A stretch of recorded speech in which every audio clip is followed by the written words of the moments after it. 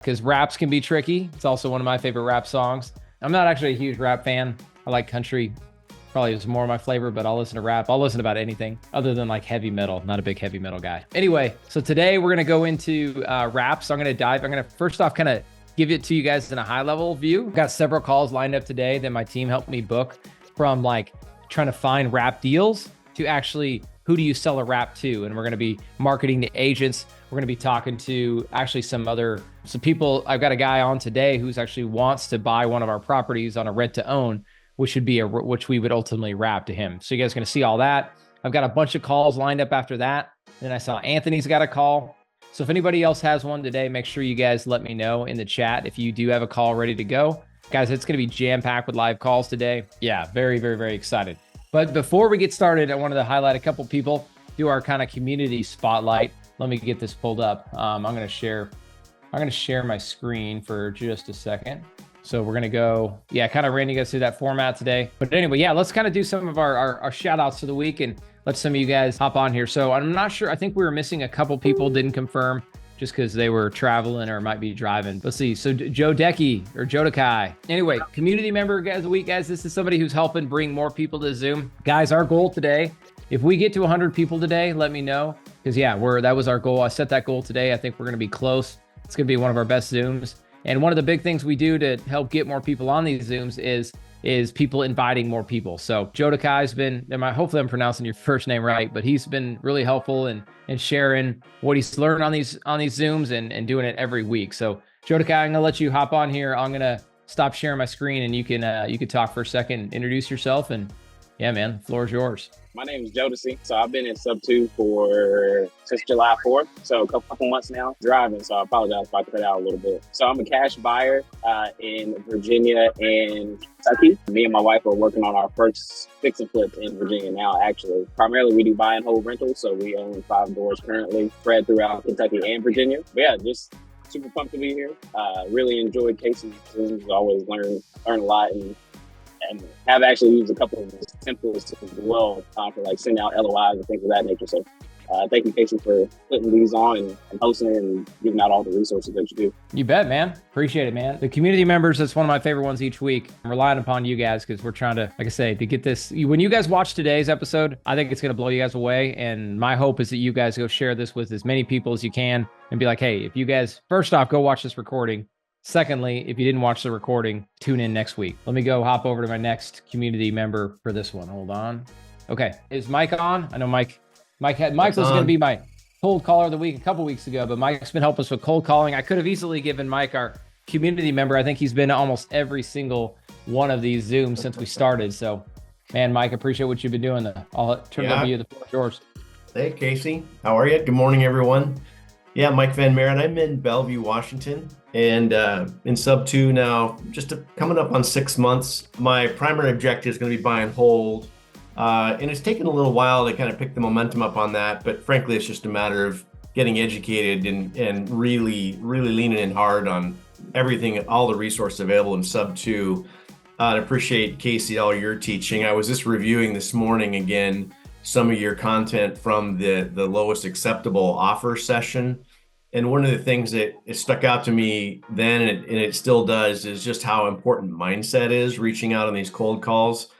And there's one specific quote in there: the goal for each phase is an incremental change in the seller's emotional state from anxiety and overwhelm to hopelessness and excitement, right? So it's like our job in reaching out, especially in these cold call deals, and I'm calling on the inherited list, is a lot of these folks, they don't know what to do, right? And so our job is to be there and be the encouragement for them. Casey, too, I was reviewing your website this morning just for a few minutes and spent a couple minutes on there. I was struck again where in the one part of your Wyoming houses, WYOhouses.com website, you make a really clear statement in that any reason, any condition, any challenge, because it's hard. Not having been in real estate before, this is my first swing at real estate. I sometimes will look at these houses and go, how could this possibly be something I would want to purchase? And then I look at someone like you with the experience you have and go, you find a way. Like the name of this training is Problems to Profits, right? You take the problems and turn them into profits. I'm excited about continue to learn from you and just get educated on how you're able to do this and have such a great impact through your business and how you're helping people with their real estate challenges. So looking forward to continuing this journey. Awesome. Well, thanks, Mike. Mike's been making a bunch of calls. I'm going to circle back to the cold calling and highlight a couple things here in a second. But before we do that, we got John. John's another one. Again, John could have been my community builder. He's been in here every week, always contributing, always love you as the community builder. But this week, he's always thinking about deals. He's always bringing deals and always providing feedback. So John, appreciate you being on here every week, and I'll let you hop in, man. Let everybody know. Everybody's probably heard from John, seen him in the chat, but John, you can introduce yourself to anybody new and anything you're looking for help on. Hey, John Layton here. I'm funding liaison in Gator and have been for a few months now, and connecting my borrowers with my PML list. And I love doing that. I'm a comp beast. So if you need help comping a property, you need a second pair of eyes, give me a holler. I'll drop my contact information. I joined Sub 2 because my family holds real estate currently. We have, I think there's 14 doors now, small holdings, but we did fix and flips for several years. I want to start building my own personal portfolio because as my siblings begin to retire, they're not so interested in acquiring more properties. I don't know why, can't figure it out, but I still haven't convinced them yet. But I will convince them. But until then, I'm going to, grow my own personal portfolio. And I'm usually calling on I use the LOI blaster to send out LOIs, and then I call on low equity and high equity listings, high equity expired listings, as well as active listings that are there. I just do my best. I was 30 years in the film market, so I have a lot of experience in business, and that's why I chime in a lot. I'm just a big mouth. That's about all I have. John, so thanks for tuning in, guys, and thanks for every week, John, tuning in, and all you guys that come week to week, and those of you guys are watching the replays, man, appreciate it. So let me go back to my presentation, because guys, today it's gonna be jam-packed with calls and everything today. So let me share my screen.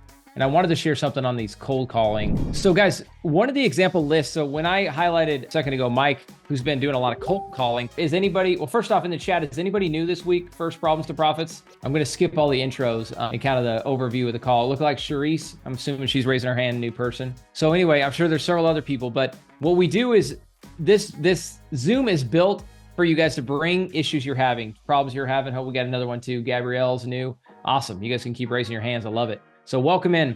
So here, I know everybody's at different levels, right? Today, I'm going to talk about wraps. Some of you guys have probably never heard of a wrap or even know what I'm talking about, right? Some of you guys maybe have been through the trainings. And when it comes to problems with deals, maybe some of you guys don't even have a deal or don't even know where to start. And that's why I built out this calling list so you guys can actually start calling our list. So if you go to the website here, problemstoprofits.com, at the very bottom, scroll down a little bit on that page, and you're going to see all the forms. And on there's a form for cold calling. So I think I've had over 30 students cold calling now and going off of our list, and it's going really well. And I wanted to highlight like a new list I just pulled.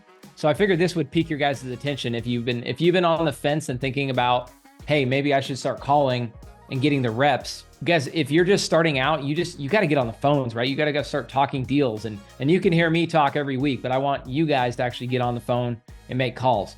So to help you guys, we created these lists, and this is one of the best lists, one of my favorites. So I have a specific training for this that tells you exactly like how to approach these people and actually how to go pull this data. But this is a pre-foreclosure list in Wyoming. I know you guys, I'm sharing this live. There's not that many of them in Wyoming, so if everybody blows these people up, well, either way, they're gonna be surprised because there's just not a whole lot of. I like Wyoming because not a ton of people are buying in Wyoming. But anyway, our list in Wyoming, I was talking to my lead manager. She's actually more of my acquisitions focal point now, Judith. I was talking to Judith, and she's like, "Wait, Casey, there's a bunch more deals on the pre-foreclosure list in Wyoming." I'm like, "Really?" It's like, we need to share this list with Problems to Profits and see if somebody wants to call this. So there's like, what if it 1, 2, 3, this is a small list of about 10 people. But what we do on lists like this is I call it, you got to go hunting. What I mean by hunting is these people, you could go and skip trace them, but that's probably what everybody has done, right? A pre-foreclosure list is a very common list to be marketed to. So I bet a bunch of people already skip traced it. The key is You go into this list and you go start looking up these people on Facebook, and there's just a ton of different ways to go find the seller. Because the harder it is to find one of these sellers, we call that the barrier to entry, the better the deal could be, because that means that nobody's probably gotten a hold of them and you might be the first person. So anyway, I've got a full training on exactly like how you would attack one of these lists, but I wanted to share it with you guys. So again, you guys can go to problemstoprofits.com. I will just show it to you. This is the website. So just scroll down on here and you guys are just going to go need a list to work. You're just going to click this, fill out the information, and then we're going to get you a list and you guys can start working. And let me know if you guys are specifically interested in this one. Let me know and we could get you working this pre-foreclosure list. If you guys know anything about lists, this is one of the most motivated lists. Guys, another list, if you guys are interested, we did this really cool marketing campaign. So we did this really cool challenge, or I wouldn't say challenge. This was a huge giveaway we did at the University of Wyoming. So guys, I grew up in Wyoming, went to school there. I live in Houston, but I still invest up there. So we did this huge giveaway up there. What we did is we did this big giveaway at the University of Wyoming football game when they're playing BYU. If you guys follow me on Instagram, you guys probably saw it. So we had a giveaway where they could throw a football through a house to win $50,000. Very difficult. It was like 25-yard throw. I played college quarterback and it was a difficult, like I would miss it probably 9 times out of 10. So the odds were kind of stacked against the winner. We had like an insurance policy, and the reason we did this promotion was to get a bunch of leads, right? We wanted to get direct to seller leads. We wanted to get potentially people who needed renovations, because I have a construction company, so we want to recruit leads there. And I also wanted to find potentially private money lenders or people who just wanted to invest in real estate, because one of my big goals, which I'll show you guys at the end, is to help 100 different people achieve their passive income goal. So anyway, we were doing all that marketing to get all these leads. Well, man, we probably got 250 leads from that event, and we've just been backlogged with my team to call them. And it's a list of people that, like, I can't really have a VA list or an AI caller call them. I really want to have a US person, somebody who can go on and build rapport and talk to these people, because these are actually people that were at the game or saw the ad and they were interested about either getting a cash offer for their house or investing in real estate. So what I'm looking for is if we have another student who's interested in calling a list, I really want to give probably 2 students this list and go through it. And it's just going to be working. You're just going to call through this list, build rapport with these people, hopefully they have a problem we can solve, and we're going to figure out how to solve the problem. So this is a really cool list I wanted to highlight to Problems to Profits to this audience, because if there's somebody who really wants to make some calls and have them be warm calls, like these people fill out a form, so it's more of a warm lead versus having to go cold call. If you guys have ever cold call, it's a different lead, right? These people, they're a cold lead that you're going to have to warm up. So anyway, this is kind of a warmer list that I'm looking for some students to call. And again, the whole point will be getting reps at talking to people, listening, asking questions, and kind of helping you there. So if you guys are interested in that list, please go fill out that form. And then I'm going to pop down my email here too and my Instagram. If you are particularly interested in that list, if you guys are on Instagram, that's probably the best way to hit me up. So if you're interested in hitting this list, this one I'm going to call this is basically our UW football game list. Just put that in the message game list. So if you guys are interested in calling that list for me, shoot me a direct message on Instagram. You can also email me here.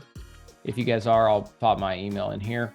If you guys are interested in that. And the last thing is too, if somebody's watching this recording down the road, guys, go to problemstoprofits.com, which is actually, it reroutes you to my website. So if you go on here, Problems to Profits. So if you go to this website, it's going to take you here and you're going to be able to learn more about this webinar. Guys, eventually we're going to be having like in-person events and lots of different stuff. So if you go here, you're going to be able to go to my like actual website and learn a little bit more. But anyway, if somebody's watching this in a vault and they have questions, I encourage you to go to this website, reach out. You're also going to just see some different resources and webinars and events. The biggest thing is go to the events, because guys, eventually we're going to be doing these in-person events to helping like students like take the next step. So anyway, I wanted to share this as like down the road. People are watching this webinar a year from now, because that's the beauty of Sub 2. And I'm going to talk about that in a second about the rap series, is people watch these videos for years. So if you guys are watching this down the road, still go to this website. It'll still be live, because I'm not going to be able to solve your problem if you're listening to this in 2 years. But if you reach out and go to my website, we'd still love to help you guys. Okay, let's get back into it. Who has any experience with raps and knows what raps are all about? Anybody have any experience with raps or done any of them? Let's put it that way. Here's a better question. Who has ever sold a property that they own on a rap? Anybody? Okay, lease option. Wayne's done a lease option. Wayne, you're going to like today. So most of my deals I'm doing are lease options. I kind of like the flexibility of that. Cool. And then we got Kimberly, new in Colorado. All right. So mostly new people. So this wrap stuff is going to be new for you guys, but I wanted to kind of get a feel for the audience. Last week, if you guys didn't watch last week, we went over like multifamily and underwriting. I was looking back last week. I'm like, I hope I didn't go too fast as I was underwriting. I know that's multifamily can be a whole other animal, but I really wanted to show you guys how I do it. And hopefully you guys can go back in the vault. Even if you're like, maybe last week you weren't ready to take down a multifamily, I'm hoping you guys can go back to that webinar in the future and it can help people. But today we're going to show you guys just a high level overview of wraps. And again, if you're not ready for this wrap today, definitely keep this webinar bookmarked so you guys can go back to it. All right. So let me ask this though, who has been through the wrap series in the vault through sub 2? And anybody ever seen it? Where Pace like goes through like tons and tons of videos based on wraps. Anybody seen it? A couple of you guys could see a couple head nods. Yeah, there we go. Wayne's seen it. Yeah. So guys, this is where I learned it all. So I'll tell you guys this, when I joined sub 2, it's been almost 3 years ago, but I think this was Christmas a year. It would be 2 years ago this Christmas. I live in Houston and I had to drive all the way up we usually drive up to Montana and Wyoming for Christmas. So I like having my car and we have a big car and we just take the whole family. I love those trips because I get to listen to like Audible or books on tape well, I guess nobody listens to books on tape, but it's Audible or podcasts. But what I did is I had recently joined sub 2. So I'm like, I want to learn wraps. And I'm like, okay, I'm going to go through the whole vault and I'm going to learn everything about wraps, right? So I literally drove from Houston, 26 hours to Billings, Montana, and I didn't completely get through the wrap series. And I was listening to this like over and over for 26 hours. So that's how much content there is in this community on wraps. And that's where I learned a lot of these strategies.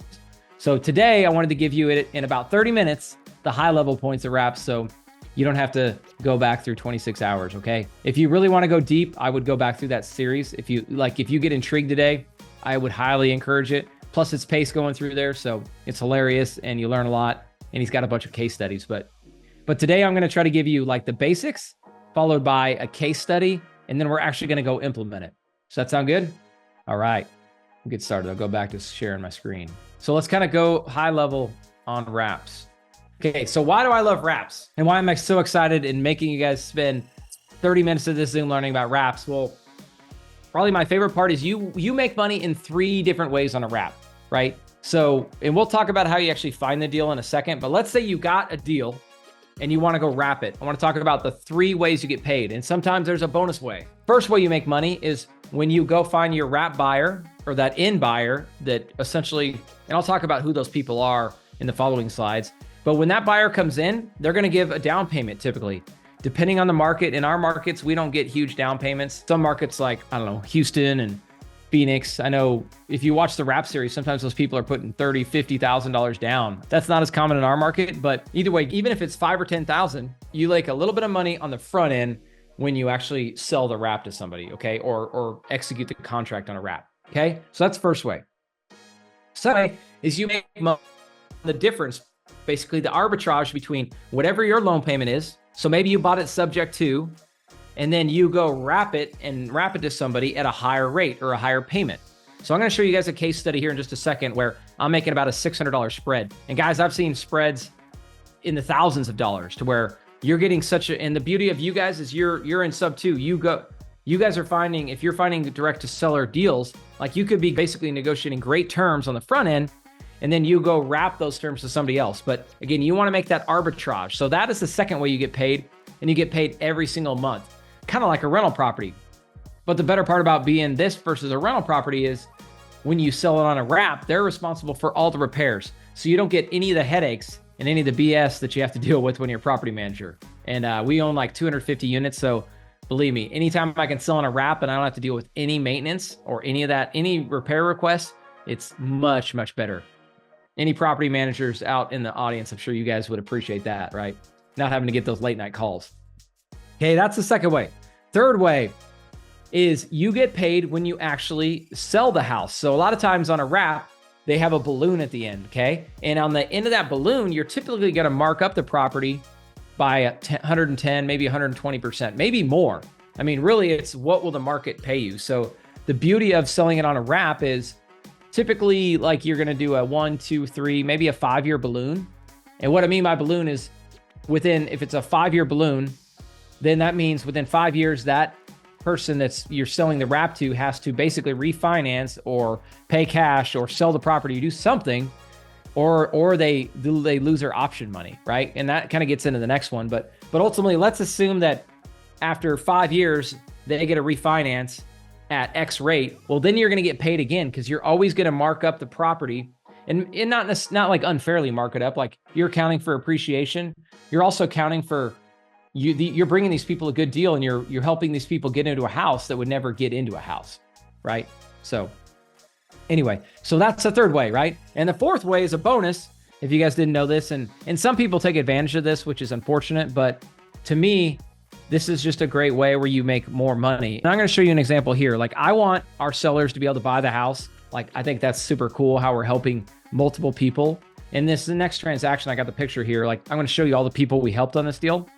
But often, I mean, just the nature of the beast, guys, is a lot of the people you wrap the deal to, they aren't able to make the payment within 2 or 3 years or whenever it's due, right? So if they can't make the payment, well, you can offer them another option where they got to go renew for another down payment, or you would just evict them. Or, I mean, obviously you just terminate their lease and they got to go find something else. And worst case, you evict them and then you go do it again, right? You would repeat the same process.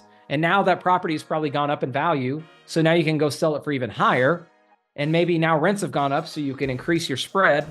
And maybe you get a bigger down payment, right? You could get even better terms. But anyway, so 3 different ways. I don't know if you guys realize that, but probably that's why I love wraps so much, right? There's so many strategies in real estate, but on this one, you get paid 3 different times. All right, now let's get into how to find them, right? So first off, how do you find the sellers, right? How would you find a deal to be able to do a wrap, right? I think some of the best ones, guys, are these sub-2 loans, which again, deals you guys are looking for every day.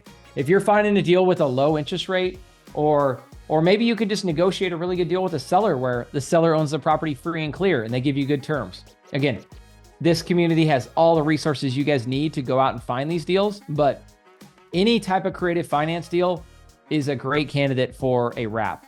But also you could do this if you just got traditional financing. Like if some of you guys are like, you know what, or maybe you have some properties.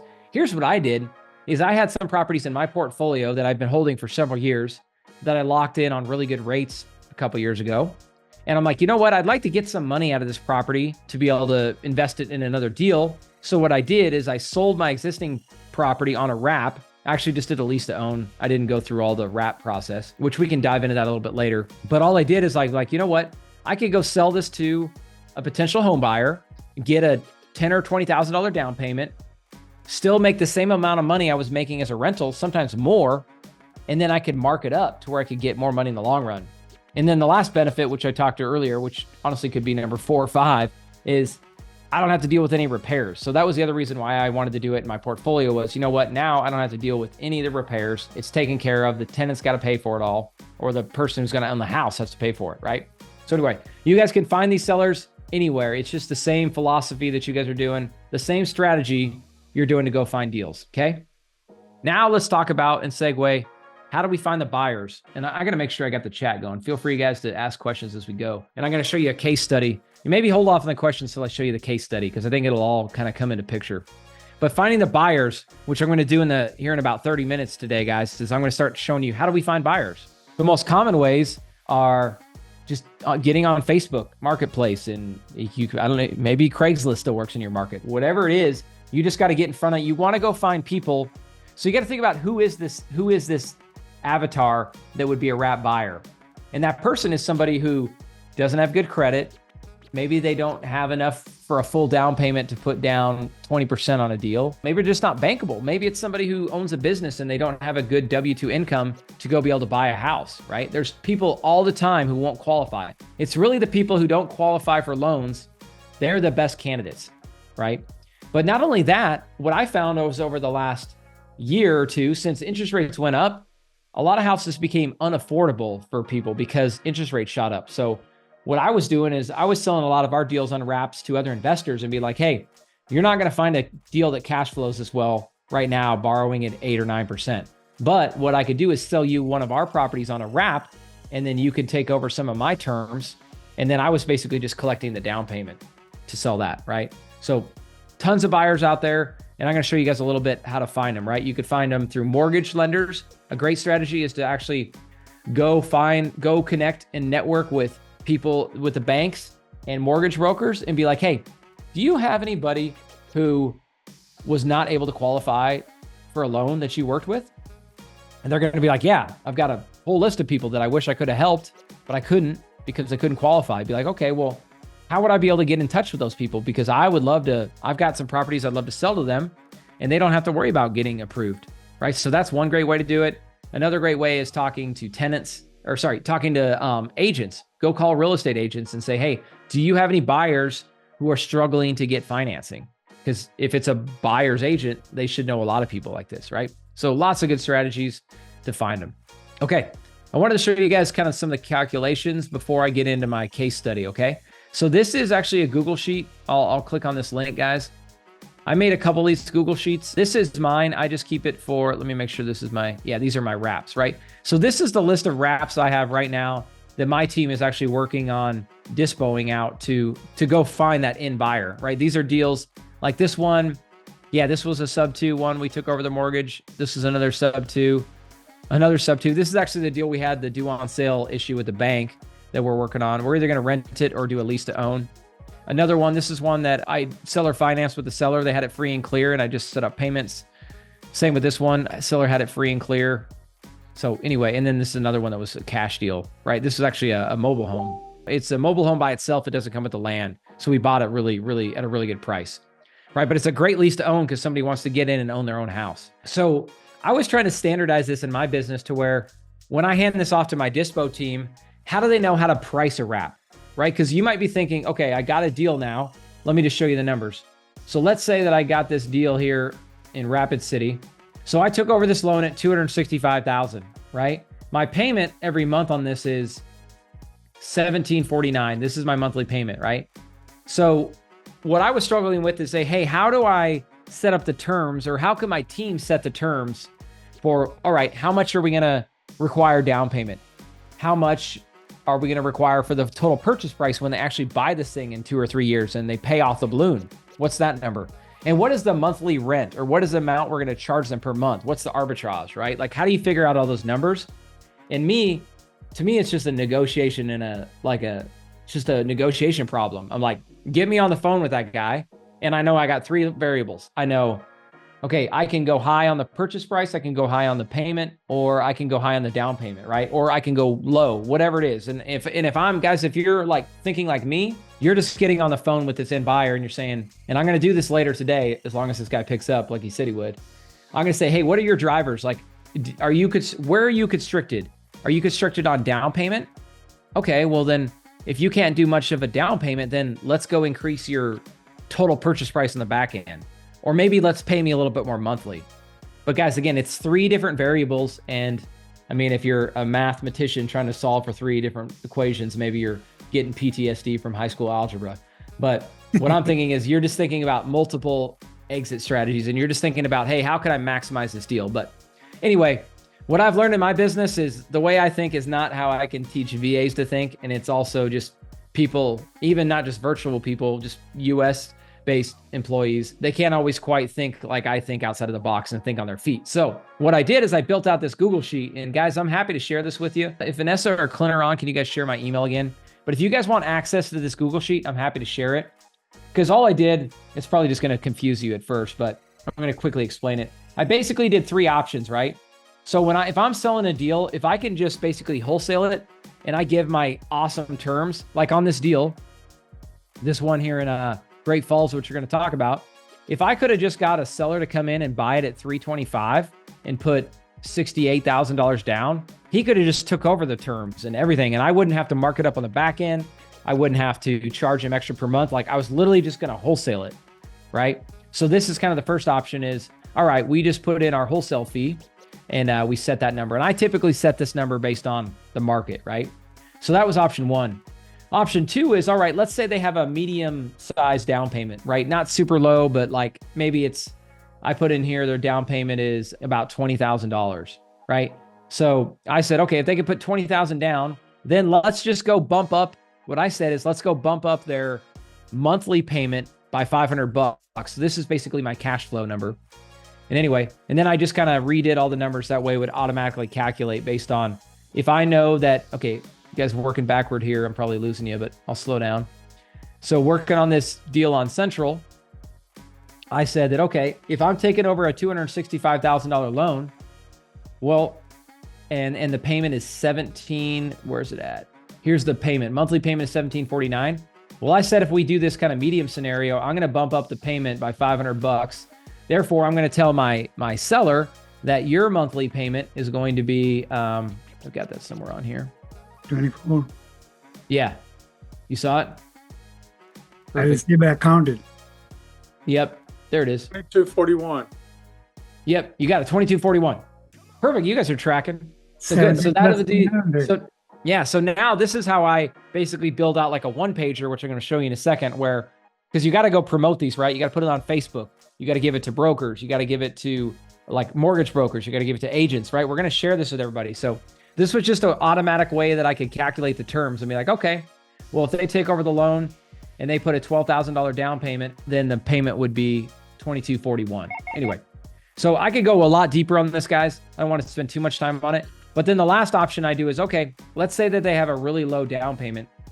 In that case, I'm going to mark up their payment by like $750, right? So I make a little bit more per month, but they come in with a less down payment. So again, that's all I did on the spreadsheet, guys, is I wanted to play with different variables of down payment, the excess cash flow, the monthly payment, and then also the purchase price on the back end. Okay. Don't be overwhelmed by this, guys. If you ever want to dive into it, I'm happy to. And I can even record a Loom video just breaking this down. It would probably take me 10 minutes. But I wanted to show you guys how to start to calculate the terms on your wrap. Okay. I'll share this link with you guys. If you email me, here's my email address. I'm happy to share this sheet with you guys. But let me give you guys a case study here in just a second. Okay. So let's show you the case study. So this is that same deal, guys. I'll go back a second. This is this little house here in Great Falls, Montana. We bought it on sub 2. I've been highlighting this one the whole time. 4-bed, 2-bath, 2,500 square feet, right? So this house would not sell. Again, typical problem, right? This guy needed me to solve his problem. He had listed the property about a year ago, wouldn't sell. And then he came through one of our marketing channels. I think it was a need to sell my house fast. Basically, it's like a pay-per lead deal that we got. So he comes in, he's like, man, Casey, I moved back to Idaho. The house is still there. I couldn't sell it. It's got a really bad pet smell in the basement and it needed some new flooring and some minor work, right? But he's like, but I wasn't going to pay for that when I listed. I just want to sell it as is. Anyway, house wouldn't sell. He pulled it off the market. He got frustrated with his agent. I mean, anybody ever heard that story when they're frustrated with their agent and they want your help? It happens all the time, right? So anyway, so I reached out to him. I'm like, okay, I can help you. So this is how I structured it.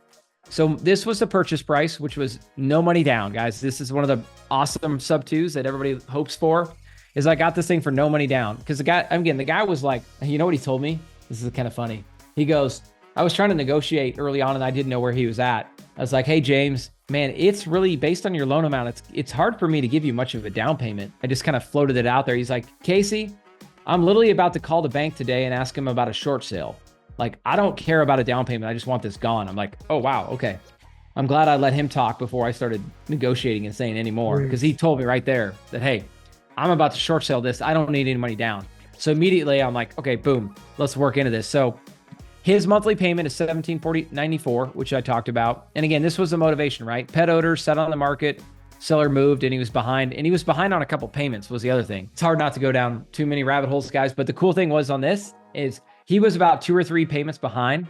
And we've done this several times before where we will have him go negotiate with his bank to get a deferral before we close, right? To where like he was maybe $8,000 behind. And rather than me having to come with $8,000 down, I was able to work with him and show him how to work with his bank and basically submit a deferral to where that $8,000 got stuck on the back end and we didn't have to bring that money to closing. So anyway, we've done that on several deals and we're doing it on this one. Now let's talk about the terms to my wrap buyer, right? So as you guys saw my spreadsheet again, all these numbers came straight off that spreadsheet, right? So my terms were, if you buy this thing for $305,000, it's a 2-year balloon. This is your payment and this is the down payment and this is the loan amount. right? And this is the exact terms that I put out on Facebook, that I put out to the brokers, because you got to give them something, right? It's my one pager to get like, because immediately they're going to be like, how much is my monthly payment?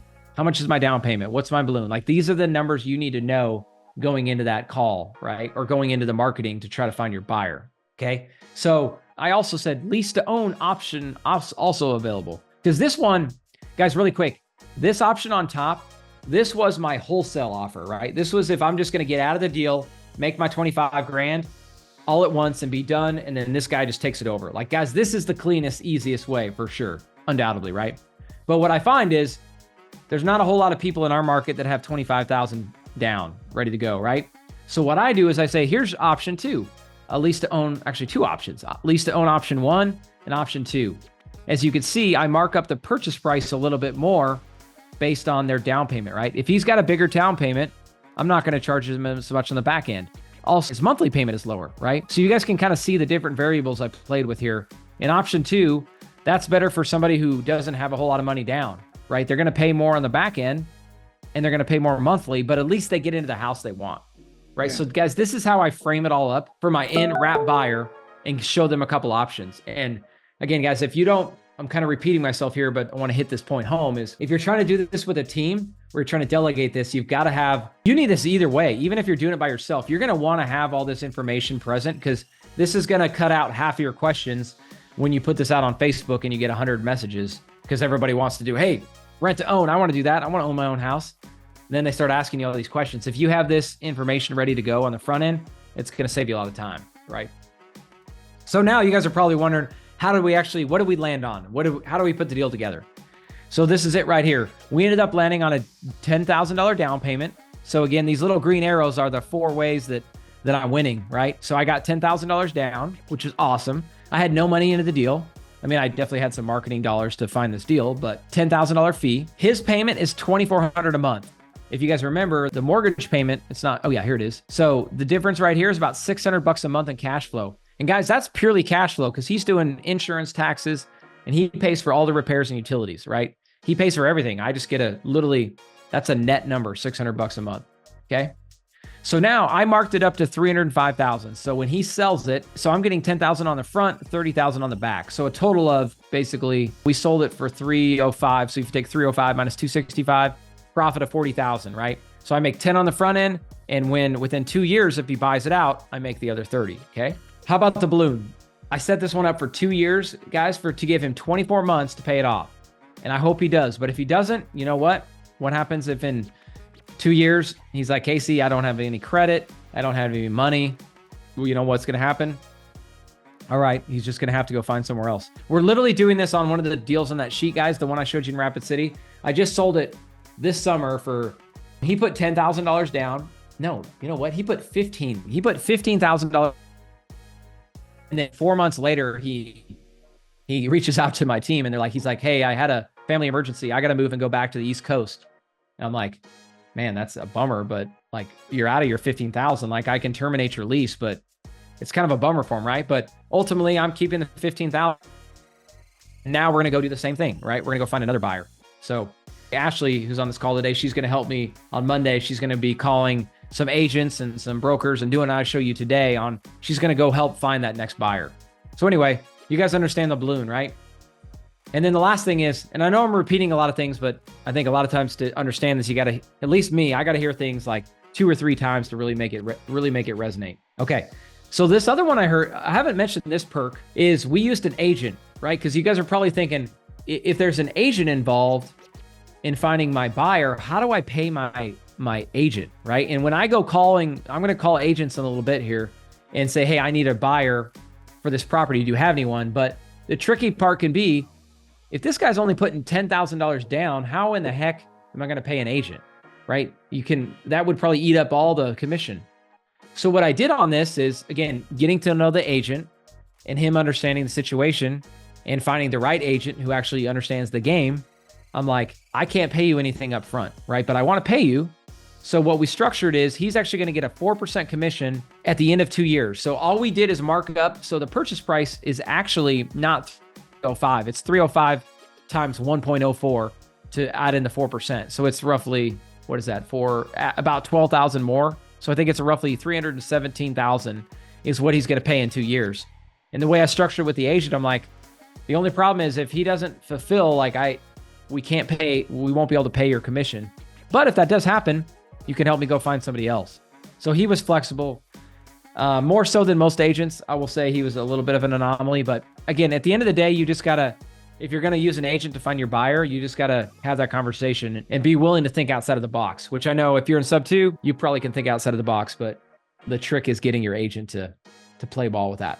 So, but it's really cool, right? The reason I put that last green arrow is not only did I win 3 ways, potentially 4th, but on a 5th way, the agent wins. So if this guy fulfills the contract and buys this out in 2 years, the agent gets 4%, everybody wins, right? Guys, really, truly, everybody wins on a wrap. That agent could get paid. This buyer could not qualify for another house. He's not going to get a loan right now, but he gets to get into a house that he can call his own, right? And working back to the front, guess who else we helped, right? The seller. The seller was about to call the bank and try to do a short sale and lose his credit and do all that, right? So we helped 3 different people in this. So now I'm going to get into some agent. Now, who's ready for some calls? I know we did some teaching. You guys ready? All right, good. Bakim's ready. Let me check the chat really quick to make sure I didn't miss any questions. And then we're going to make some calls. We're going to call some agents. I'm going to call an actual buyer that I've already identified, more of a lease to own tenant, we will call him. Feel free to raise your hand if you guys have any questions on wraps before I start making calls. Okay, here's a good one. Eddie, Casey, do your buyers typically meet the 2-year balloon goal? I would think this is unlikely if they were to be able to qualify for traditional loans. Yep. So Eddie, you're exactly right. I mean, to date, have I ever had anybody actually close on it? I got one guy that's close and he's been on a rent to own for a while. And I don't really want to go resell the house, so I haven't put a whole lot of pressure. But you know what? And I had another one that a guy did a couple years ago. He ended up not being able to do it. So yeah, I'm actually batting 0 on people actually refinancing and paying me. But guys, that's not a bad thing at all because these assets, they just keep going up and up and up in value. And I haven't had to do any repairs on that house or even think about it over the last 2 years. You're right. 2 years is probably unlikely for them to do it. I like 2 years because I don't want to lock up. I mean, this is all negotiable, right? Could be 1 year, could be 3 years, could be 10. 2 is kind of my happy medium because a lot could change in the market in 2 years. So if you guys went through Pace's series, when I went through him, he was telling me about some of these crazy appreciation swings he was seeing in the Phoenix area, right? Where he had sold it on a wrap and the guy defaulted and now the house was worth twice as much, right? So that's the reason why you don't typically want to go too far out. Like 2 years is a really good happy medium. Good to know. Go ahead. Eddie, did I answer it? Any other questions? I see you got your hand raised now. Yep, and we're enabled. So yeah, guys, and here's the other thing too. The wrap series does a really good job of like who to target. Every market is so different.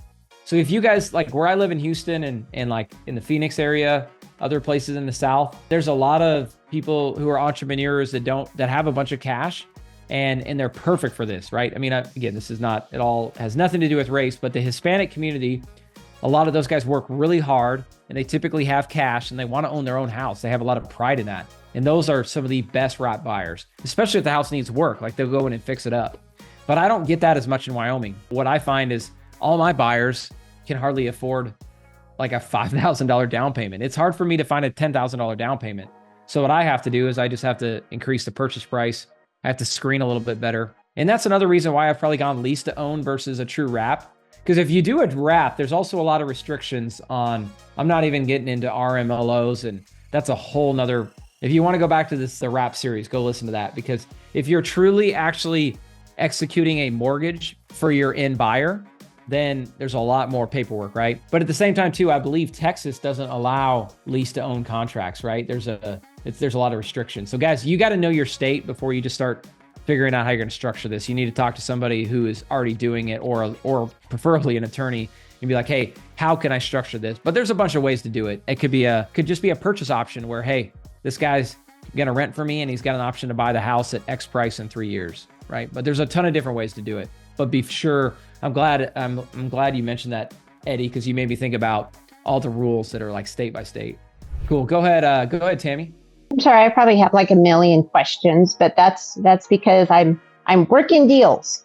So, Love it. Good. so, and I know I have so many of them that I'm like I called all day yesterday and I finally just had to stop calling because I have to now call them back.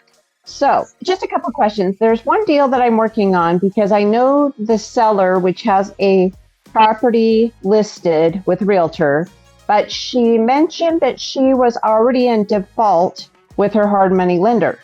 So she's really wanting to sell this property. And I found a buyer that's in our sub 2 that's exactly where she's at, and that's exactly what she does.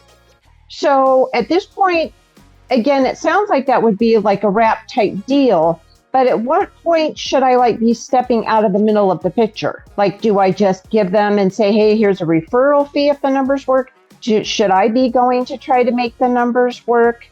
Where does that kind of fall? Because it sounds like it should be a wrap type deal, but I didn't know if that's strictly off market, on market. Yeah. And you're working, sorry, that person's going to help, who's going to bring that buyer is an agent, you said? No, I have. So the seller who I know from outside sub 2, she mentioned that she's looking to sell this property because she's in default with the hard money lender, but she has a realtor. So I talked to the realtor yesterday, got some information, and she said, just give me an offer, anything. I don't care. Just give me an offer. So I found a buyer in sub 2, and that's exactly what same area. That's what she wants. Short term. It's already set up, everything. So I just don't know how you do that type of a process between buyers and sellers, because you have them, and I don't want to like negotiate the deal at that point, or should you? Like, I'm assuming that's probably what you're doing as a wrap in that process, if you can make the numbers work. But should I be trying to make the numbers work or just step out of the middle? Yeah, it's really tough. Yeah, I struggle with this every day. I'm like, is this worth the time to go through and try to do it versus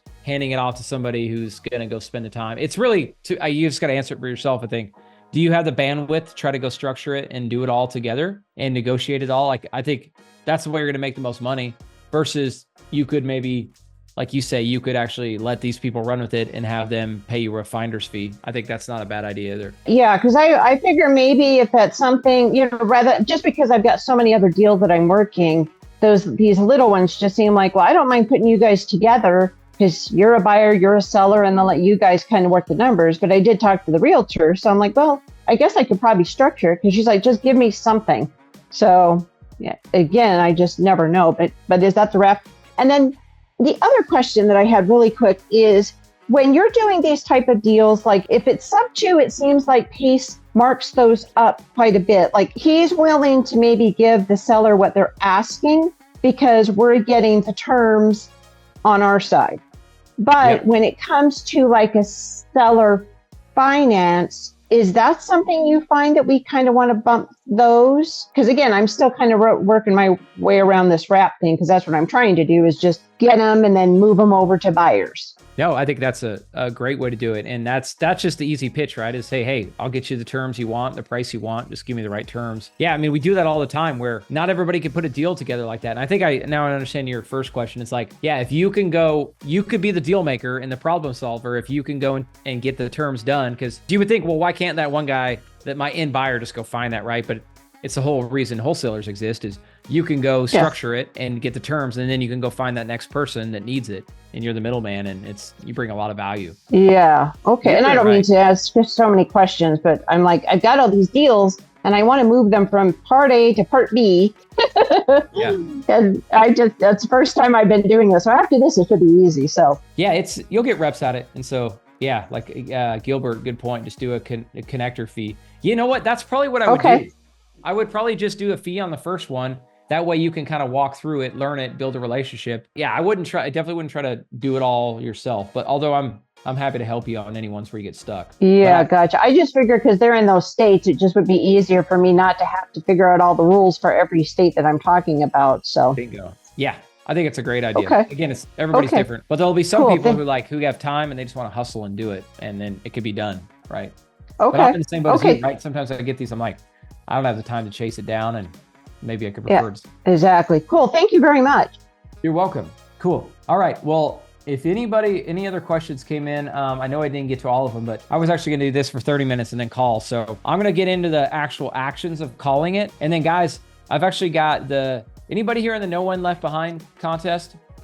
You guys can raise your hands or cool. No. And whether I've got 2 teams, and then I'm guessing there's some people who actually aren't on our team today that are in the challenge. So what I'm actually going to do is I'm going to be calling leads from our challenge part of the Zoom today too. So we're going to do that. We're probably going to go past we're definitely going to go past 1 o'clock today, which is fine with me. But right now I'm going to save those for a second, and I'm going to start calling a couple of these leads, right? So we're going to start off with, let me go find my agent one. So now let's think about wraps. Circling back, how do we find our end buyer? So I have this wrap in Wyoming. I've been trying to sell this thing. Guys, just to give you good perspective, like I know it seems like I have all this going on and so busy and do all these deals. Well, there's still times that like we're failing, right? This deal I bought sub to a year ago, and man, this pains me to say it, but we have still not wrapped it. It's been sitting vacant. We've been trying to rent it. We've been trying to wrap it. We've been trying to do lease to own. We've had several people come in and say they were going to take it, and then they flaked on us. So literally we've been losing money on this for a year. And I'm trying to get my team to solve it. And I'm like, you know what? Why don't we try to go solve this on Problems to Profits and do it live? So I was like, okay, first step to go find this buyer is we got to start talking to some agents. So Ashley, she's on the call today. She helped schedule some appointments yesterday with some agents in Torrington. So I'm going to call them right now. Just going to make a couple quick calls and figure out, hey, do you have any buyers? And just kind of build rapport. So this would usually be a longer call. I'm going to kind of keep it brief just so we can keep moving. But yeah, I wanted to show you guys that right now. So let me try this first one here. Okay, so her name is Aaron, or him or her. It's Aaron Weglin. And you guys will just kind of get to hear more about the deal as I explain it. All right, she didn't answer. That's okay. We got 2 different agents. We have a full lineup of people to call here. And the other cool thing is, guys, I'm going to call somebody who actually reached out on one of our properties that I'm trying to wrap, and it's an actual direct to buyer, I should say. 307. This next one is Jane. Hey, Aaron, it's Casey Gregerson. Casey, how you doing? Hey, good, man. Sorry, I was a little late. I was on the other line. I was trying to get off as fast as I could. And it's like, oh, I bet I know who this is. Yep, awesome, cool, man. Well, I'll jump in. I got a couple students I'm helping train today, so they're gonna listen in. You're on speakerphone if that's okay. Okay. Hey, cool. Anyway, I'll jump in because we had a couple calls to make. But so I've got this one in Torrington. Do you live in Torrington, or you work out of there? Okay.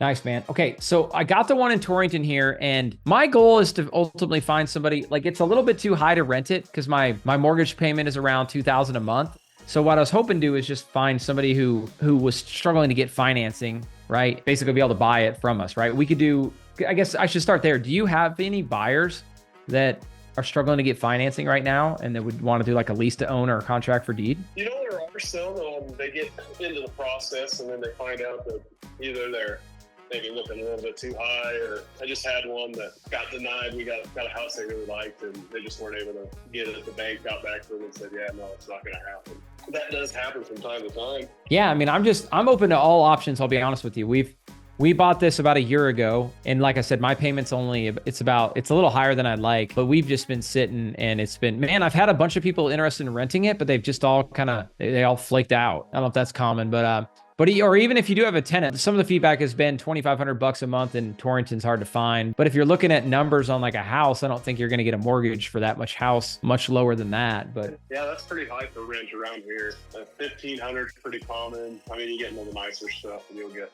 up there. Some of the older community likes to do that. They sell their house and they want to do something like that. How big is the house? What is it? So it's a 4-2. It's a good sized house. It's on a corner lot. Sorry, it's a 3 bed, 3 bath. And you might have seen it. It's 618 Fremont. We had it it was on the market a while back. Okay. Yeah, I know where that is. Yeah. Okay. Yeah. So, but yeah, I mean, I can send you just kind of a little one pager on it where we're trying to, I mean, if somebody had a decent down payment, they could just take over the payment of around $2,000 a month. If they could put down, say 20 to 25,000 down. But I'm also willing to work with somebody if they only have 5,000 down, they're just going to pay a little higher on the down payment, or sorry, on the monthly payment to kind of offset it. Yeah, send me that page you got. You can text it to me on this number or whatever works out best for you, I guess. Okay. And I'll look into it and see what kind of, I can kind of do a comparative market analysis on it and kind of see what just the base value is. And then we can, if you're interested, maybe renting it out. Maybe it is worth trying to figure that out. And I don't do any property management, but a lady in my office, she handles a bunch of that.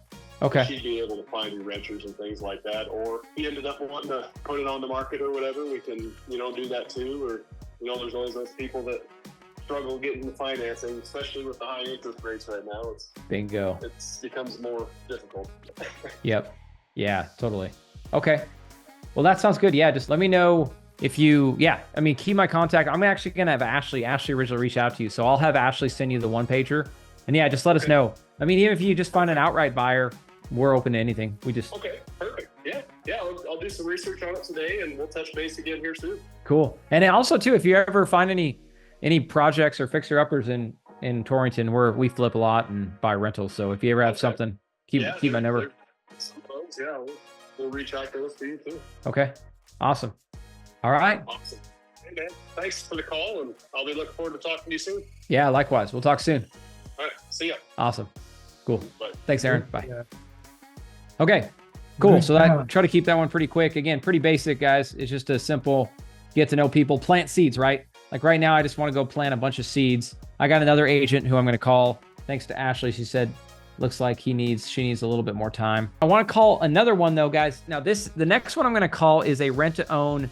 This one person came from Facebook. They came through some of our marketing, and this is a house that I've been trying to do a lease to own. And he sent a bunch of information on his deposit and all these different things. So you guys can kind of hear, I'm going to kind of talk a little bit of negotiating on this one. So his name is Shane. Hello. Hey, Shane, it's Casey Gregerson. How are you? Pretty good. How are you? Hey, good, man. I know that they teed us up for an appointment today. Did I catch you at a good time still?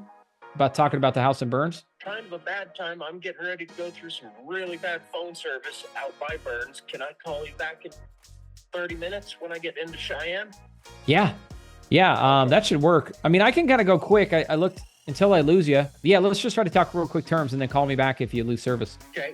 Cool. Awesome. So I read through the notes, right? And it sounds like you did some of your homework. You saw the property was listed. We dropped price. Then we put it back on. We were actually just going to refinance and hold this as a rental, but I still would love to sell it. So it sounds like, I guess the biggest thing, I saw some notes, right? You were thinking about a $5,000 down payment and $1,500 to $1,700 a month for a payment. Is that what you were thinking? That's about the max I was thinking. Got it. Nice little house. Needs work. Well, you own the house. You've seen it quite a bit. Yeah, man. So I guess I could work with that down payment, but I can't do both, right? Like either you got to have a much bigger down payment or a higher monthly payment, right? Because I mean, I think rents out there for that big of a house are going to be probably north of 2,000. So, I mean, are you able, do you think, I don't know if you could get roommates or if you could get somebody to give you more of a down payment? I'd love to work with you, but I guess I can't bend on both of them, if that makes sense. Yeah, I understand that. Well, the question is, what do you think total price would be for the house? We would be, so we're actually, we're close. Supposedly we're getting an offer pretty soon. Once we put it, which is crazy. I think it's probably because rates dropped. Like we had an appraisal for it over 300. So again, I'm more negotiable on price. Like would I do 285 if you had a good down payment and a good monthly payment? Yeah, I would definitely look at that, but probably not going to drop much more than that at this point. Okay. But yeah, but I'm open to it. I mean, it's three variables, right? The down payment, purchase price, and your monthly payment. Yes, sir. Yes, sir. Okay. Well, What do you- that gives me a very good idea of what needs to be done now. I'll have to see what I can come up with, and I can let you know. Okay. Yeah, Yes, just sir. just let me know. Those are kind of where I'm. Again, if I'm open to any offers, but I wouldn't be able to make it work at 5,000 down and 1,500 or 1,700 a month. Yeah, if you want to get creative and see what you can do on some of those, I'd love to get it leased out. I'd love to set it up for somebody who can actually be able to own it at some point. Yes, sir. Yes, sir. That sounds great. I appreciate it a bunch. I will let you know just as soon as, hopefully before the end of the day. Okay, sounds great. Okay. Thanks, Yes, Shane. sir. Sounds good. Okay. Thank you. All right, bye. Okay, guys, I'm going to answer a couple questions here for a second before we go to the next call. But so yeah, that's pretty basic, right? Probably nothing earth shattering what I did there. And luckily my team, you guys can't see my screen now, but I'm looking at my notes. This guy came in, my team did a good job of figuring it out. Because these are the three questions we want to know going into this is how much of a down payment they have, how much can they afford per month, and then what is the total purchase price that they can afford or are willing to do, right? But to me, the last variable is one I'm not as worried about. Like in most buyers, like that guy was pretty interested in the total purchase price, but what you'll find is most people, all they care about is they're thinking about now and today. They're like, how much can I afford for a down payment and how much can I afford to pay per month? And those are the two variables they care about. They a lot of times won't even care how much you mark it up on the back end, at least from my experience. I'm assuming if you guys have done wraps, you've probably seen the same thing. But answer a couple quick questions. So Sandy, strategy to cover holding costs while trying to find a wrap buyer. So man, ideally, Sandeep, as soon as you get this thing under contract, like that one I showed you at the beginning, the example, what we did on that one is we were negotiating, like we were under contract to buy it, and we were actually working with the seller's lender about getting that deferral, basically getting his late payments or his basically his overdue rent or his overdue mortgage, getting stuck on the back end, that deferral. So we were negotiating that while we were looking for our buyer, right? And luckily the house was vacant. That makes it a lot easier. So one thing is, ideally you get under contract and you work it at the same time. But yes, are there situations when you have to close on it and you got to get the deal done because it's a really good deal, or they're going to back out on you, or they're going to sell to somebody else? Yeah, then you're just going to have to cover it. So that's where you're going to get like reimbursed on your down payment, right? So maybe part of that 10,000 is going to go to pay off a couple months of rent or a couple months of the mortgage you had to pay for, or you're just going to have to fund it yourself, right? But yeah, you should be prepared if you're going to do a wrap. It's different levels, right? Like if you're doing your first wrap and you don't hardly have any money to put as a down payment, you're going to need to go find a deal that's low money down, or go find a Gator lender or somebody to lend you the money. But guys, I think there's typically, I will say this, Andy, the one thing I skipped today was the financing part. Is I've partnered with private money lenders where I have them put up the money.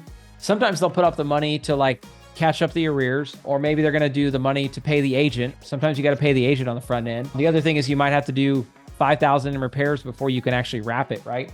So I'll use a private money lender to fund all that. Well, I didn't even tell you this. The fourth one is you want to pay yourself for finding the deal, right? So often I want to pay myself an acquisition fee on the front end, right? So that might be 20 to 40, maybe $50,000 you need up front. So go get it from a private money lender. They're going to have to be in second position, so you're going to have to pay them a pretty good rate. But often there's enough money in the deal where between your down payment, again, I talked about getting paid in 4 ways. If you got to bring in a partner or a private money lender, you're just going to have to carve out a little bit of the deal for that lender. Let's see. Anthony was asking, is lease to own and lease options different or the same? Yeah, I use them pretty interchangeably. There is some nuance difference, and honestly, it's different by state, Anthony.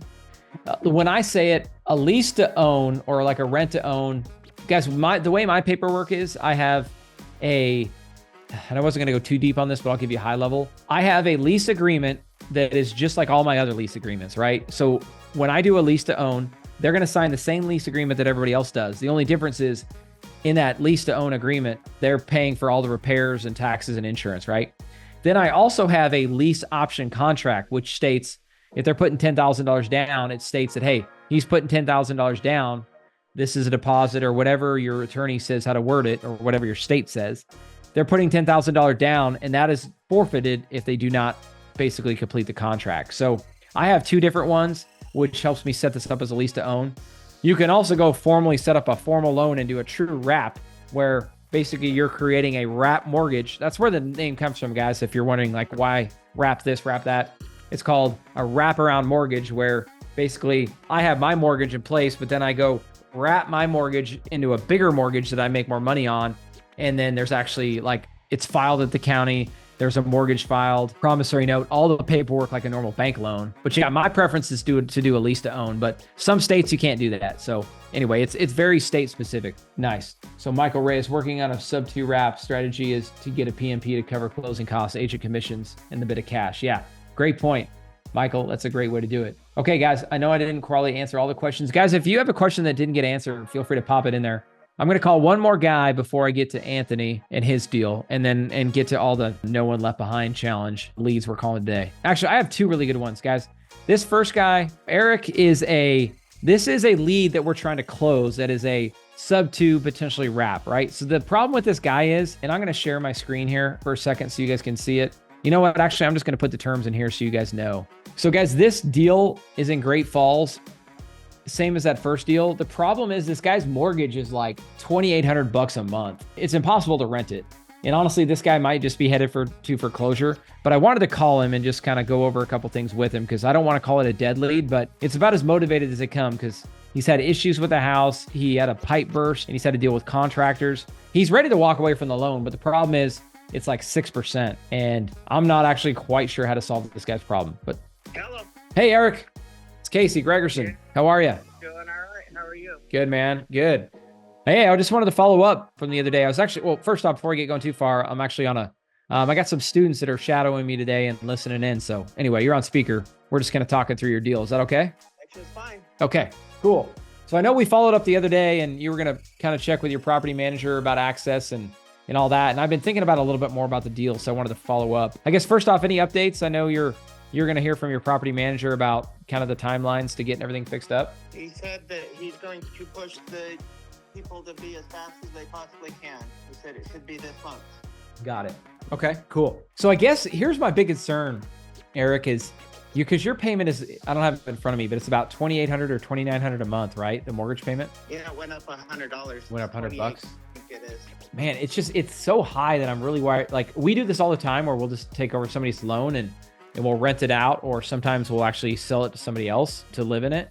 And like we do like a rent to own or a lease to own. But this one, I'm just worried the payment is so high. I've even thinking about short sale. Like, I'm not sure. I don't know. Have you thought of any other, like, go ahead.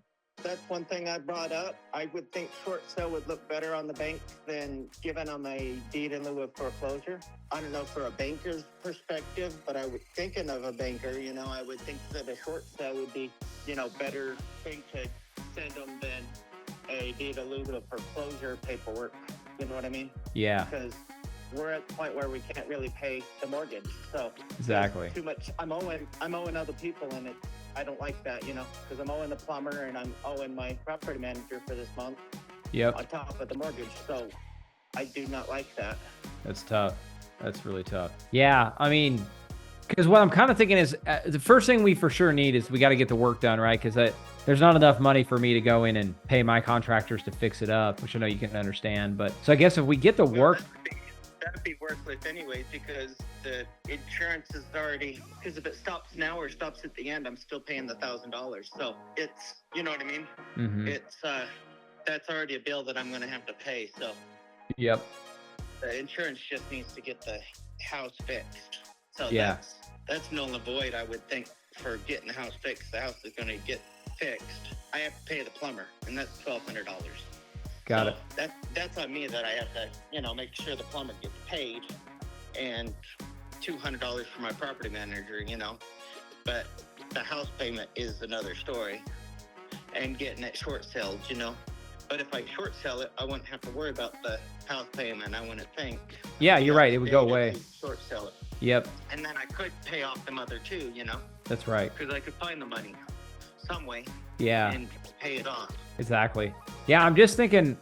Yeah, the reason I wanted to call is I wanted to touch base so you can. So I keep doing what you're doing, right? Get it fixed up the rest of the way. Yeah, and I'm gonna keep doing some work in the background, and I'm gonna see if I can find somebody that would be willing to take over that payment. Yeah, it's just if it wasn't so darn high. I mean, if you were sitting around 2,000, I think we'd be in business. But yeah, and honestly, yeah, Because they praised that at 425 when we went to try selling it, and then we asked 380 and it didn't even move. So yeah. maybe we asked too little. Yeah, but it's tough because I don't know. you're underwater. Yeah, so anyway, let's stay in touch on this one. Keep getting the work done like you're doing, but I just wanted to touch base with you. And then honestly, I think it's going to be a conversation with the bank, because if the bank will negotiate, then we could put something together. And the bank's going to have to negotiate, because if not, they're going to take it back. And yeah, you're going to kind of force their hand. You know what I mean? Yeah, the lady I was talking to said don't pay the mortgage payment. So I haven't paid it yet. So Okay. You're saying to pay the mortgage payment? No.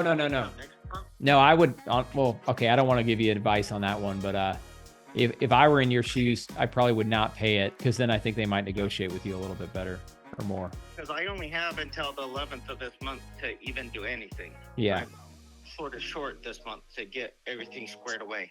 Yeah. Okay. Yeah. And then I'm going to be gone for a month. So Yeah. If I were in your shoes, I would be doing whatever I can to get it fixed up, and the mortgage payment can get paid later. They'll typically work with you, but they're not going to be very motivated to do anything for you if you're making your payments on time, because they're going to be like, all right, well, Eric can obviously afford to make his payments. We're not going to short sell or do much. So that's been my experience. I paid last month with it late, but still. Yeah. But again, I don't want to give you advice, but that's just All about. my past experience. All right, Eric. Well, that's all I got for now, man. So let's stay in touch. Let me know how the construction's going, and then I'm in the meantime, I'll be, like I said, I'll be reaching out to some different people, and if I find somebody, I'm gonna send them over to the house to check it out, and I'll just give you, I'll have them call you first. That sound good? Yeah, because it's even better now, because the plumber went through and did $1,200 worth of plumber work. So Yeah. that downstairs plumbing was the only thing that was really the issue in the house. Well, and slight electrical, but I already had the electrician do the work on that because it had where electrical went back to the circuit on both sides, old school way, unsafe.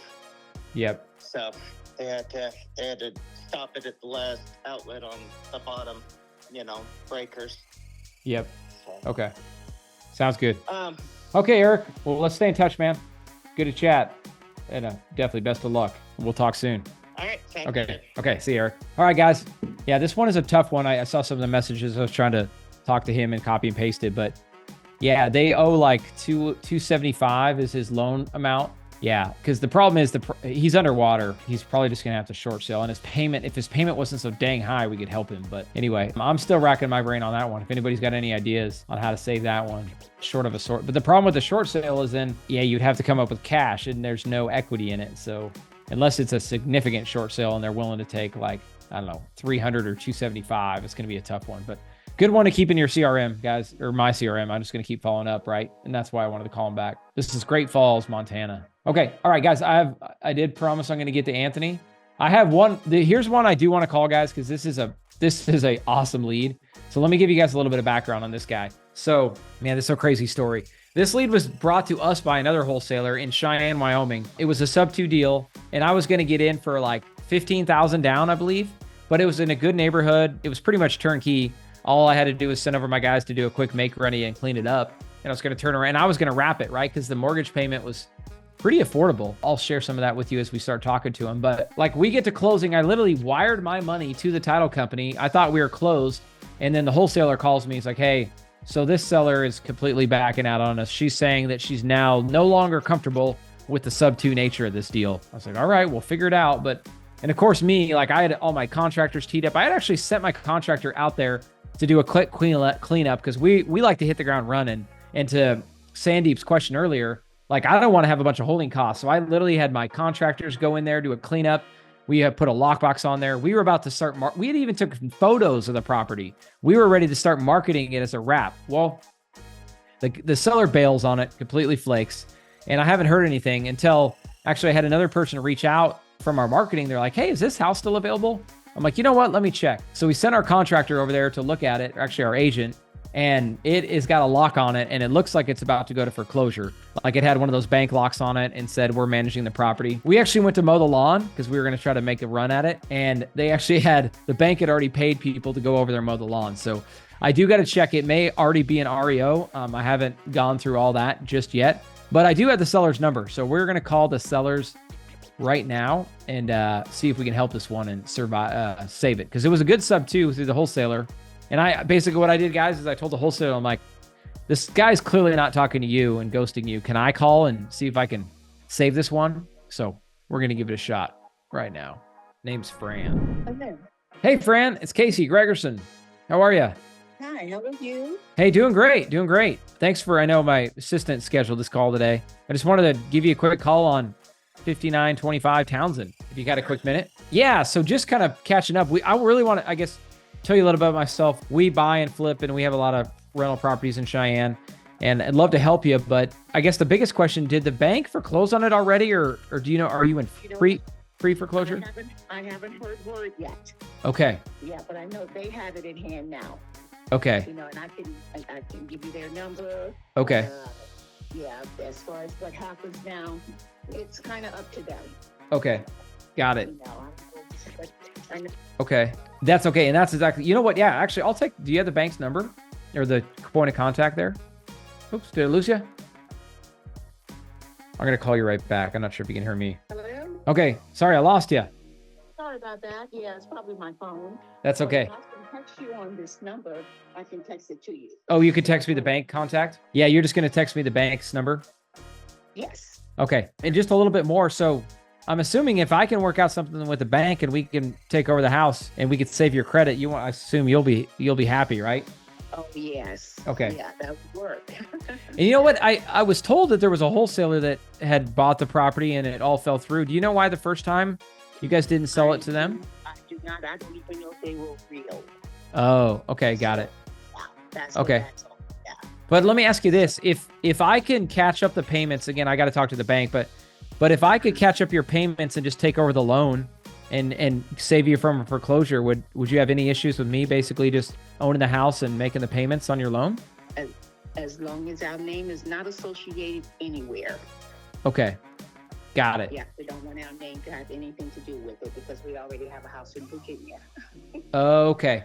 So I need to, Here. and you know what? Maybe that was a confusion with the first time around. Cause again, I'm just getting this all like hearsay from word of mouth. They knew we were on our way to Virginia. We'd already had a closing date and everything set. Got it. Okay. So We closed on their house when we're still in Wyoming, okay.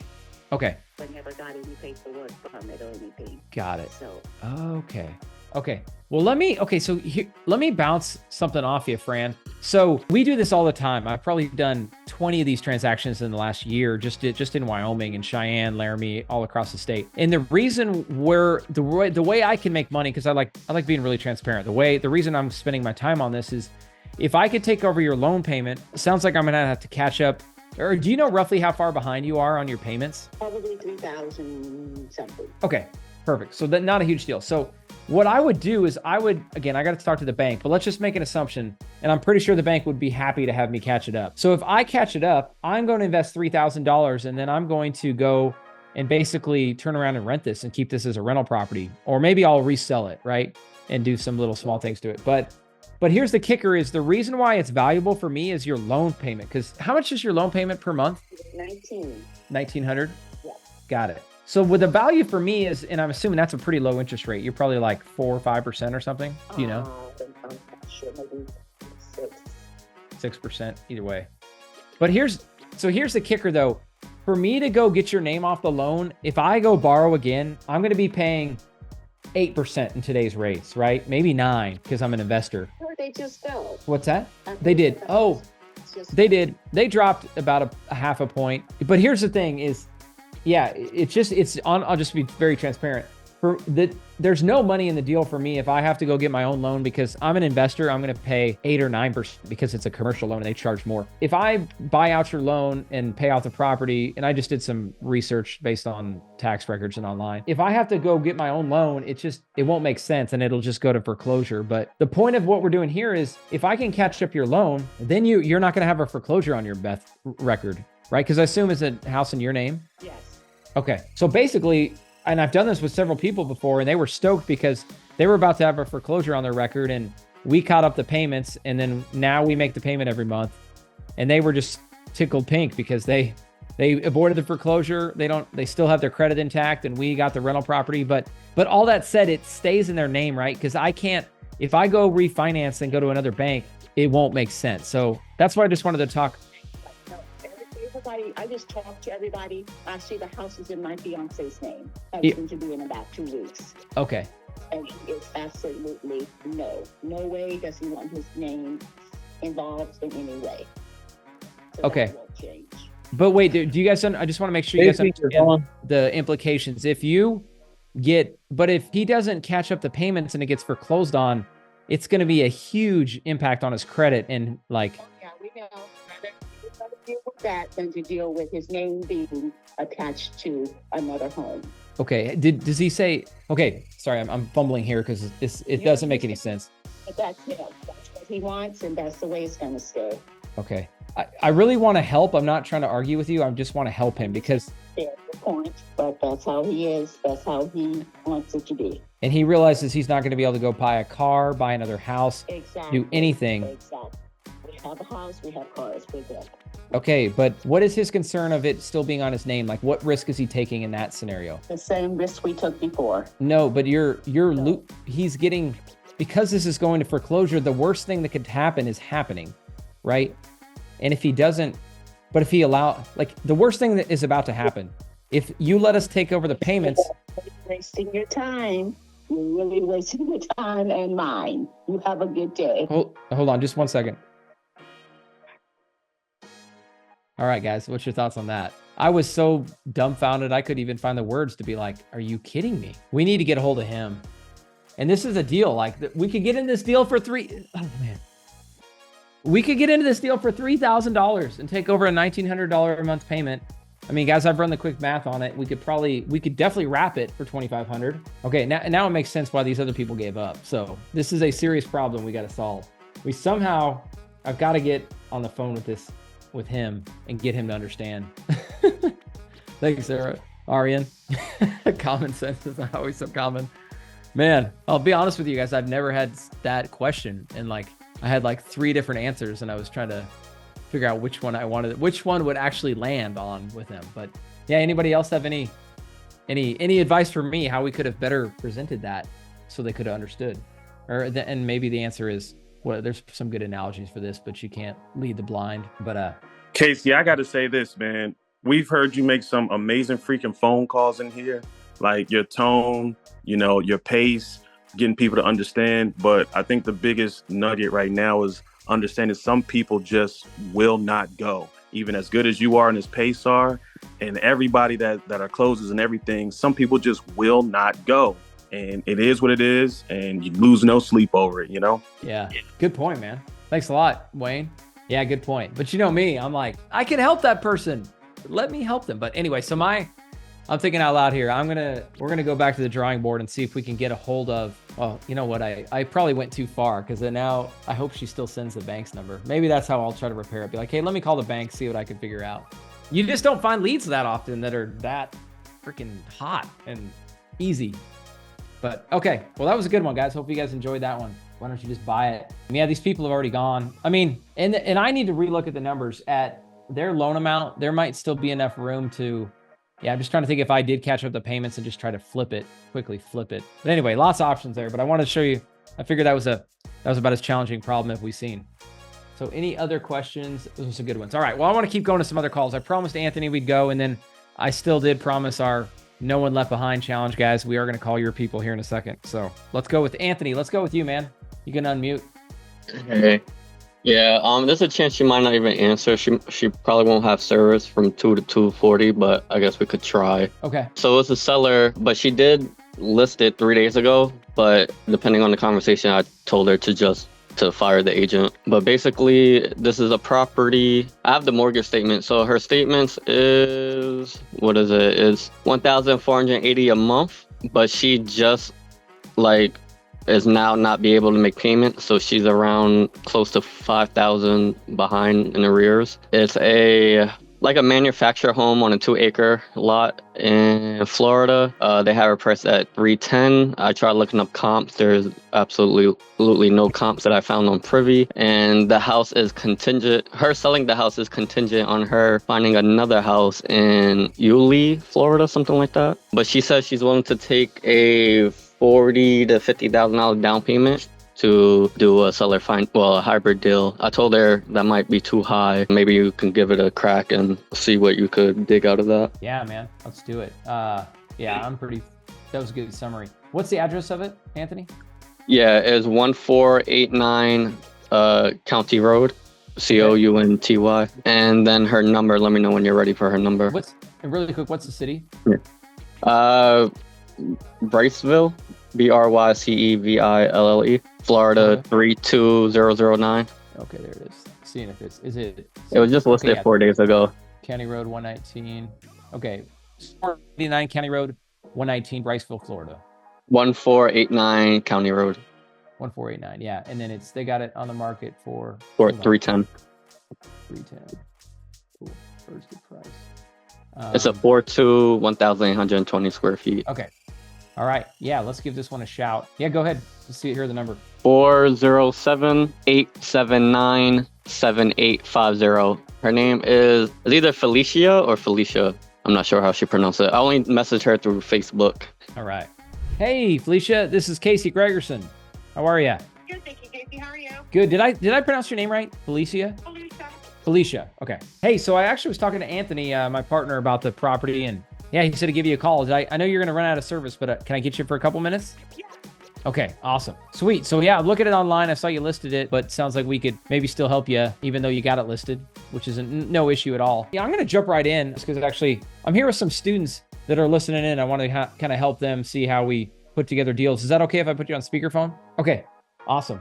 So I'll jump right in because we're actually about to run into another meeting. But I think the biggest thing is we're interested. How much do you owe on the house again? What's your total loan balance? I got your payment of $1,480, but Well, our balance is like 164, and then the arrear comes October 6th. If we can't make at least one payment, it'll be $4,440 that we owe. okay, that's the arrears. Okay, to get it caught up. Okay, and then 164. Okay, got it. So yeah, I think we'd love to help on it. I think the sticking point right now, based on what Anthony told me, is the $40,000 to $50,000 down. It's just going to be hard for us to make it work there. Do you have any wiggle room if we gave you? Anthony, is because we have to be able to. Sorry, my windows are cracked. I have to be able to have enough money to put down for an owner finance. Okay. Well, that's. We can't get another mortgage because this has really affected our credit. Yeah. It's the second time we've been in pre-foreclosure. Closure at the beginning of the year, but then we start taxes, get caught up, and then I wholesaled a property in April and in May, and then I paid $5 months. Got it. I was out of work, truck broke down, and so I expected him to get it fixed by August, but he just got it fixed and then started a new job. So Okay. and then Okay. my children go to school 46 miles away from our house, so I've been driving that one way every day, and it's becoming unaffordable. So to find something closer to their school. Understood. Okay. You know what? That's good feedback, Felicia. Here's what I'm thinking. If you got to get the $40,000 to $50,000 down, so let's add that to your loan amount of, and with arrears, sounds like that's going to be around 200 to 210,000 that you would need. I guess here's the thing: is if you could take a significant discount on the purchase price, I might still be able to get you your 40 to 50,000 down. But I mean, if I can get you that up front, would that solve your problem? I'm just telling you, I'm not probably going to be able to get you a bunch down the road on your equity. Like, I'm pretty much going to give it up to you all up front in the 40 to 50K. Would that solve the problem? I don't want a wholesaler. I mean, I could do that myself. I am a wholesaler, so Okay. we don't want to do that. No, because I put $80,000 down on the house, and that's why I wanted to owner finance my equity with somebody like me who got an inheritance and can't get a mortgage but has cash. Yeah. Okay. No, it makes sense. But I mean, so you can totally get our side, right? Like, we've got to either make money by buying it at a discount or buying it with low money down or making a bunch of money each month, right, on the cash flow. But if I'm going to put 50,000 down, I would need to get a significant discount on the purchase price. You know what I mean? Right. No, I know. I understand. I tried telling Anthony that I didn't think this would be a good deal for an investor because I can't take that hit, and it'd be contingent anyway on me being able to find somebody willing to owner finance me. Oh, got it. Okay. Yeah, I got you. So your only option is somebody to basically come in with a close to full price offer and buy it out, and you be able to get the cash and move on. As you know, you're making it, I'm not trying to ridicule you or be difficult, but like, yeah, the fact that, we can't buy a house contingent upon you finding something, you know what I mean? It's just too much risk. Okay, so to recap, let me go back to and think a little bit more, but you got to get at least 40 to 50. I mean, what's the lowest you could possibly take if I gave you 40 to 50,000 up front, like for your equity, like total purchase price? And I just want to make sure it's worth any more time looking at. I don't want to waste your time. Yeah. Well, I mean, I'm not sure. Are you guys like only into wholesaling, or do you also buy? Yeah. Oh yeah. That's the whole thing that's why I was pitching it earlier. Like, I do a ton of buy and holding, and like I said, if I put $40,000 to $50,000 down, I could do that with either my cash or I could use my partner's cash. And then we would just be making the monthly spread on it between, we would turn around and rent it, or we turn around and rent to own it to somebody. But we just, I don't do a ton, but I definitely have some people in my network that develop. Oh, I mean, maybe, okay, there's 12.65 acres across the street from me that I'm trying to find a buyer for that will partner with me with my equity interest in it. I'm in communication with the realtor and stuff. My idea is to put a mobile home on each 2 acres out of the 12, or 6 mobile homes on it to rent them out.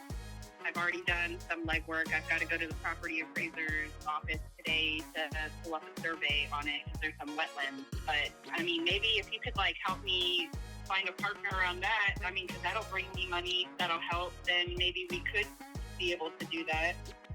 Take an L in equity for that if we could find a partner for that. Yeah, interesting. And I'm about as creative as they come, and I've never been pitched that. I like it. Yeah, so why don't you do this? Why don't you send me and Anthony some information on that? We'll see if we have any contacts that might be willing to take that on. But what you're saying is if we could help you find a buyer for that, you make money there, then you could pretty much unload this thing and get at least, because yeah, you're about, as you know, it's about to get really bad if you can't get your payments caught up. I'd hate for you to lose all your equity on this thing. You know what I mean? Yeah, me too. It's not close enough to tax time to get caught up right now. Yeah. But I'm trying to like work on a few things to wholesale, and really we only need to make one payment to not be in pre-foreclosure. So Okay, got it. the whole point of us even selling is just so that we can move closer to our kids' school. Yeah, I see what you're saying. Cool, man. I appreciate, Felicia, how like open you are. Because this is what we do all day, right? Is I call sellers and try to solve problems, right? But not everybody is full disclosure and will share what's going on. So yeah, let me talk with Anthony. We're gonna look around on this one and see what we can find. Yeah, and if you think of any other ones, send it our way. Because yeah, if all else, we buy and invest all across the country, and we've got a really good network of people, buyers, and even like I said, if I need to keep it for my own asset or my own portfolio, we could do that too, if it makes sense. Okay. Cool. I've got a Awesome. couple properties in mind right now, actually, so I can turn that over to him. Awesome. Okay, cool. We'll go from there. Thanks, Felicia. Okay, bye.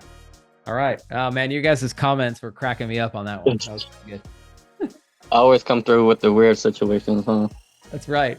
That was, and initially I'm like, all right, here we go. She's a wholesaler gonna pitch me on her deal, but who knows? I mean, I think Anthony, I'll let you kind of run with, see if there's something there. But to you guys' point, and I liked Arian's comment, found a bunny, right? You just got to keep talking and asking questions, and as you guys saw me earlier, right? Like I didn't give up, and I keep it. Sometimes if I keep throwing things out there, eventually something sticks. And anyway, who knows? That one's for sure still a long shot, but I think it's worth chasing some down.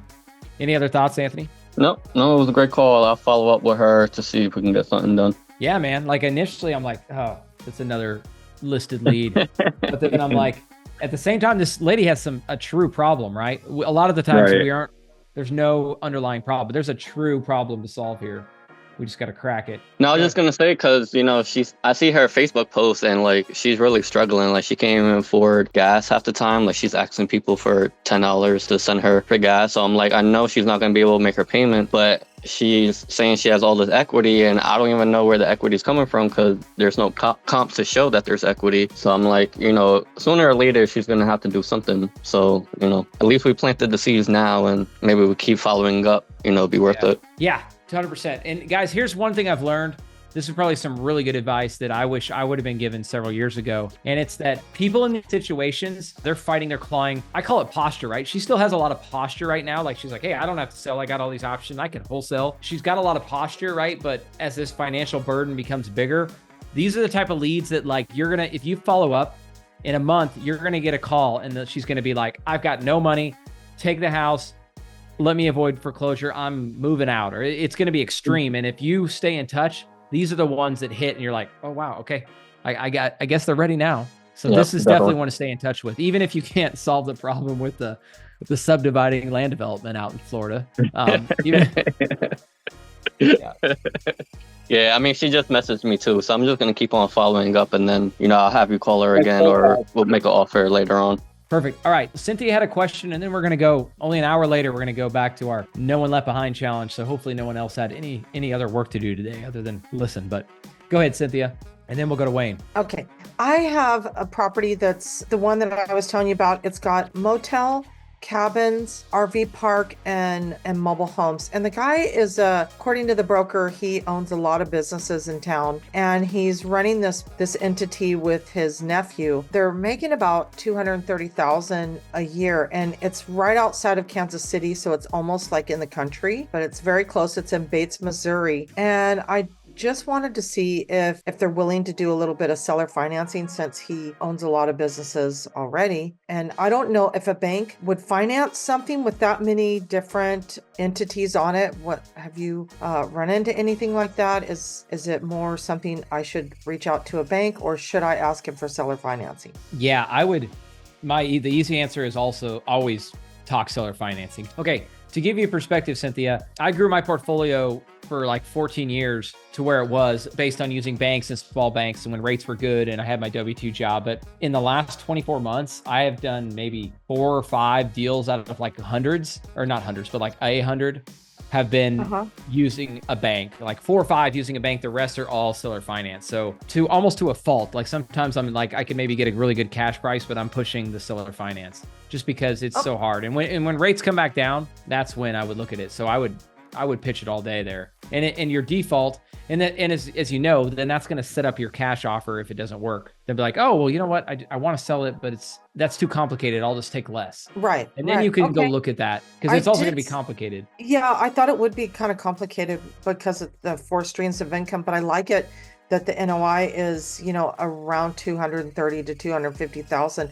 And I asked him this morning if he's available for a call, and he said he is. He's a broker that works on quite a few different properties. So I want to see if you can help me out with the call to him. Love to. Yes. Okay. I just sent you the email, and I just asked him for a number that he would be able to talk through. In my email to you, I sent you the data.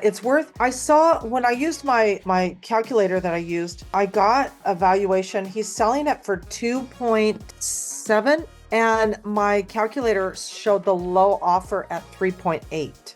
And my calculator is showing the low offer, the value based on just income and, expenses and stuff is there's 3.8. So I wanted to see, why first is he selling it for, $1 million worth what I think it's valued at? Is it because he cannot get finance? It's not one that can get financed through the bank. I sent it to your email. Got it. Just pulled it up. Awesome.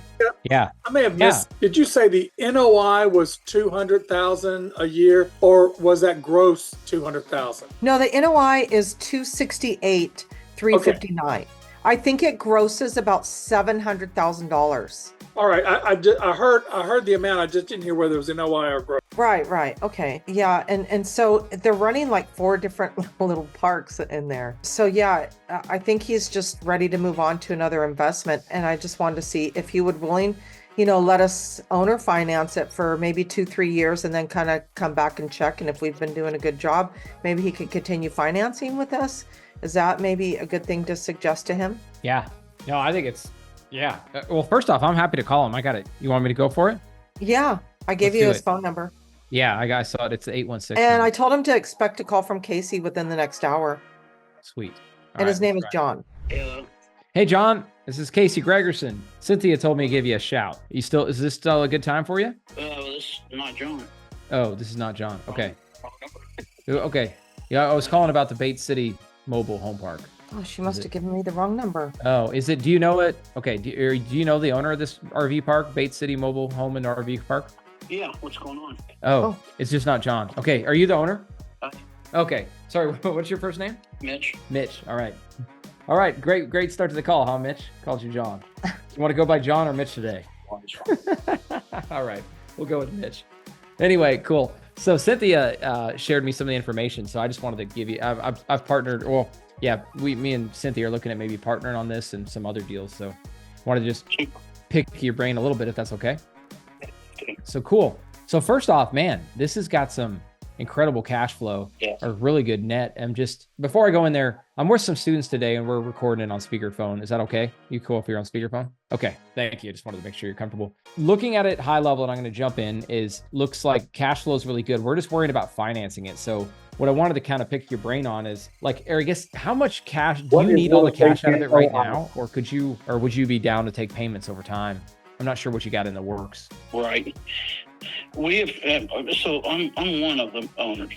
I'm not the owner. Okay. So there's 5 owners. We have talked about financing part of it. Yes. Okay. If you, we would like, a substantial down, and then I guess our concern is that you go in there and rape it, and then we don't get paid a tinge. Yeah. Isn't that's always it for sure? And that's where. Okay. So I like it. Thanks to transparency. And when you say substantial down payment, what are you kind of thinking? I don't know. We need to discuss that more. Okay. I don't know. I guess and I've never financed anything, so I would like to maybe have you all bring a plan to me and we could review it. Okay. Consider that. Perfect. Honestly, that's where I was going to go next is what we typically do. And I'm not ready for it now. I'm going to have to do a little bit more homework, me and Cynthia, but we typically do a letter of intent, and that's going to be kind of a summary. And what I can do is I can put a couple different options on this letter of intent. And that way you can at least, you can kind of, if all else, give me some feedback on the couple options we can give you. Yeah, absolutely. Nice. But before I put it together, I'll just be straight up with you. Like, we're going to have to figure out the gap between the down payment, because the way I look at it, and because I'm going to look at this in terms of a cash flow perspective, the lower amount of down, the better return I get. And there's good cash flow on it, right? So if they're okay with a smaller down payment because they get to know us and they get to know our process and our systems and the fact that we're not, like you say, we're not going to run it into the ground. And they would rather make more money over time because they just want to make more money on the deal rather than have the down payment. So it's kind of like one or the other. We can play with both, but I mean, if I can do a lower down payment and give you a higher purchase price, would that be something you'd look at? I just kind of like you. I got to crunch numbers. Okay. I like to run the numbers in front of, get it all on paper so I can digest it better. Okay. And just to clarify, sounds like the driver for a down payment is just to protect you guys. It's not like, or do you need like 50,000 or 100K to go reinvest, or if you were making a return on it, you'd be fine? Yeah, we've got another park that we're going to purchase. Okay. And do you need to clear some cash for that, or could you finance that other ways? There again, I just really need to look at everything. That's okay. Yeah. I totally understand. Yeah, I'm just asking all these to try to craft something that would be a win. I just want to make it a win for us and win for you. I think we're going to get rolling on those 8 sites up front here in a couple weeks. So we should get those finished up before the end of the year. We'll have 8 pull-throughs ready to go up front there. Okay. So those should be a cash cow, because I don't know if you guys realize the demographics on it, but Love's is right across the street, and they're bringing 600 semis through there a day, and then tons of RV cars. I forget how many cars they go through there a day. Okay. 650 cars and RVs and whatnot. So okay. We've been turning people away. That's going to be a good deal. I got to figure out how to automate that system, though, so they can pull in and put a credit card in. And boom. There you go. That's a good opportunity for us. Some value add. Yeah. So don't do that yet. Let us do that if we buy it. Okay. Yeah. Well, either way. But it definitely makes it more attractive. So, well, why don't we do this, Mitch? Yeah, sounds like I need to play with some numbers. And you know what? I'll probably have Felicia send you a letter of intent, just like a 1-pager. And then, we can use that to get the conversation started. But I just wanted to prepare you that like the down payment is probably going to be less than you want. If we can kind of compromise there. And really what I think it's going to come down to, Mitch, is us kind of building a relationship and some trust that we know what we're doing and we're going to manage this as well, if not better, hopefully, or maybe give it more resources than you had. Well, that's what it needs, some resources. Okay. I think so if we didn't get it sold, I was going to put another $250,000 in it and replace all the trailer houses. Okay. Get more modern ones and updated ones. And then I was going to put them all where we're not paying their electric anymore. That's the first thing I think you should do is get it where the customers are paying the electric bill. It's like we pay the whole electric bill, $13,000 a month or whatever that is, or whatever the number is on there. I forget. But okay. That's going to save you a shitload of money once you get the tenant paying the electric bill, and then they actually care about where the thermostat's set instead of putting it on 100 degrees. Yep. Yeah, that sounds good, Mitch. Well, let us play with that. Yeah, and then just give us some feedback. Go ahead. Talking to the realtor? I have not been. I mean, I need to check with Cynthia, but I'll be honest, our preference is to talk numbers with you. And if they, like, we're not at all trying to cut out the realtor, but I'll just be honest, it's so frustrating. Like, I like this, right? I can create a win-win more times than not when I'm talking to the seller, but it just gets hard. Absolutely. Yep. Yeah. Yep. We can. Yep. I'm the same way. So yeah. I understand, but I do have to keep him in the loop. Though. Okay. I've given him my word. So. Sweet. So maybe let us send the LOI to you and then give us some feedback. But if we get close, then let's bring him in for sure. Exactly. Yes, sir. Okay. Awesome, Mitch. Any other questions for me? I don't. Okay. You kind of rocked me here. I was in the middle of something and I was trying to play catch up. Okay. So my mind's starting to work on the deal. I've got a lot of irons in the fire. So good. I hear you. I got too much going right now. So makes two. So it's going to be might be saving my life if you buy it because it just stresses me out. So yeah. Too much going right now. Okay. That's really, I'm glad you shared it. I can relate to that. I feel the same way, but Cynthia, she's a hustler. I think she's got some time to maybe put a deal like this together. That's great. That's Cool. great. Let's talk. Thank you, guys. Okay, awesome. Thanks, Mitch. Talk soon. Bye. Bye. Cool. Good one, Cynthia. There's another one of motivation. Yeah, yeah. And the fact that he's wanted to do seller finance and that comment right there at the end, this might break him in his life. I mean, if it sounds like he wants to let go of it. He's like the last guy you talked to, hand it over because I don't want it. He's like, and so I like that part. Oh, you know what? And just to keep things moving, I still like the comment earlier about the bunnies, right? He gave the bunnies away right there at the end, right? So I should have went deeper. I should have said, hey, tell me more, Mitch. Man, what's stressing you out? But I'll let you go deeper on that. Yeah. But yeah.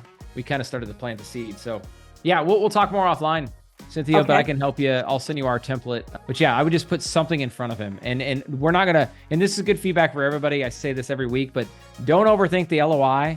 It doesn't have to be perfect. Just put some terms down and then get some feedback, right? I wouldn't go do all this underwriting and all this research yet, until I know the guy's there's something there. Otherwise, I mean, you could do that for good practice, but for me, based on my time, I typically just put something out there and get a response. Okay, so you want me to put together an LOI, not Felicia? Yeah. Oh, and is Felicia the agent? You said Felicia. You told him. Sorry, Felicia. My bad. Felicia was the last one. Sorry. Last one, yeah. Cynthia, my bad. Too many of.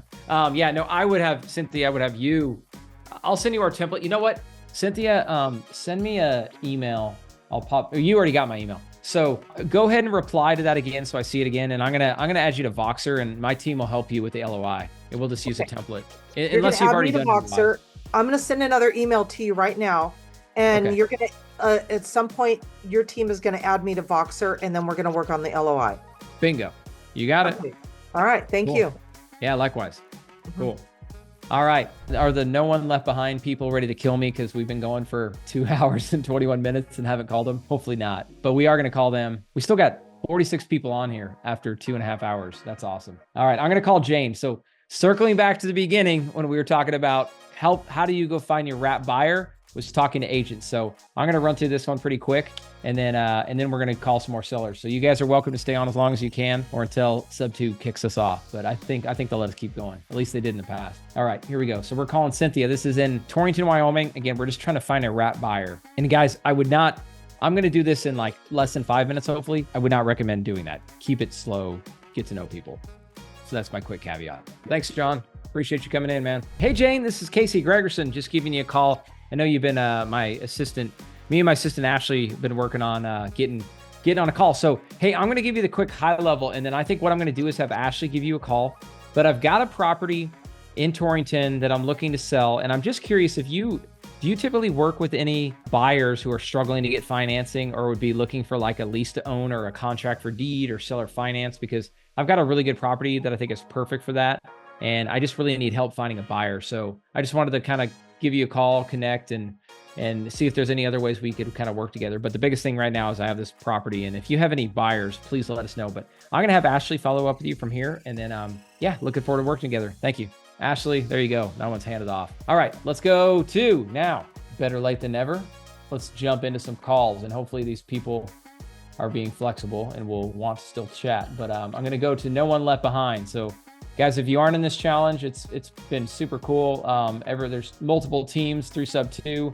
The goal of the challenge is to basically go close deals as a team. So I've actually had a team of newbies that have been using LOI Blaster and calling people and booking appointments for me to help and go close deals. So anyway, if you guys didn't get into this challenge, they're going to be doing it each month.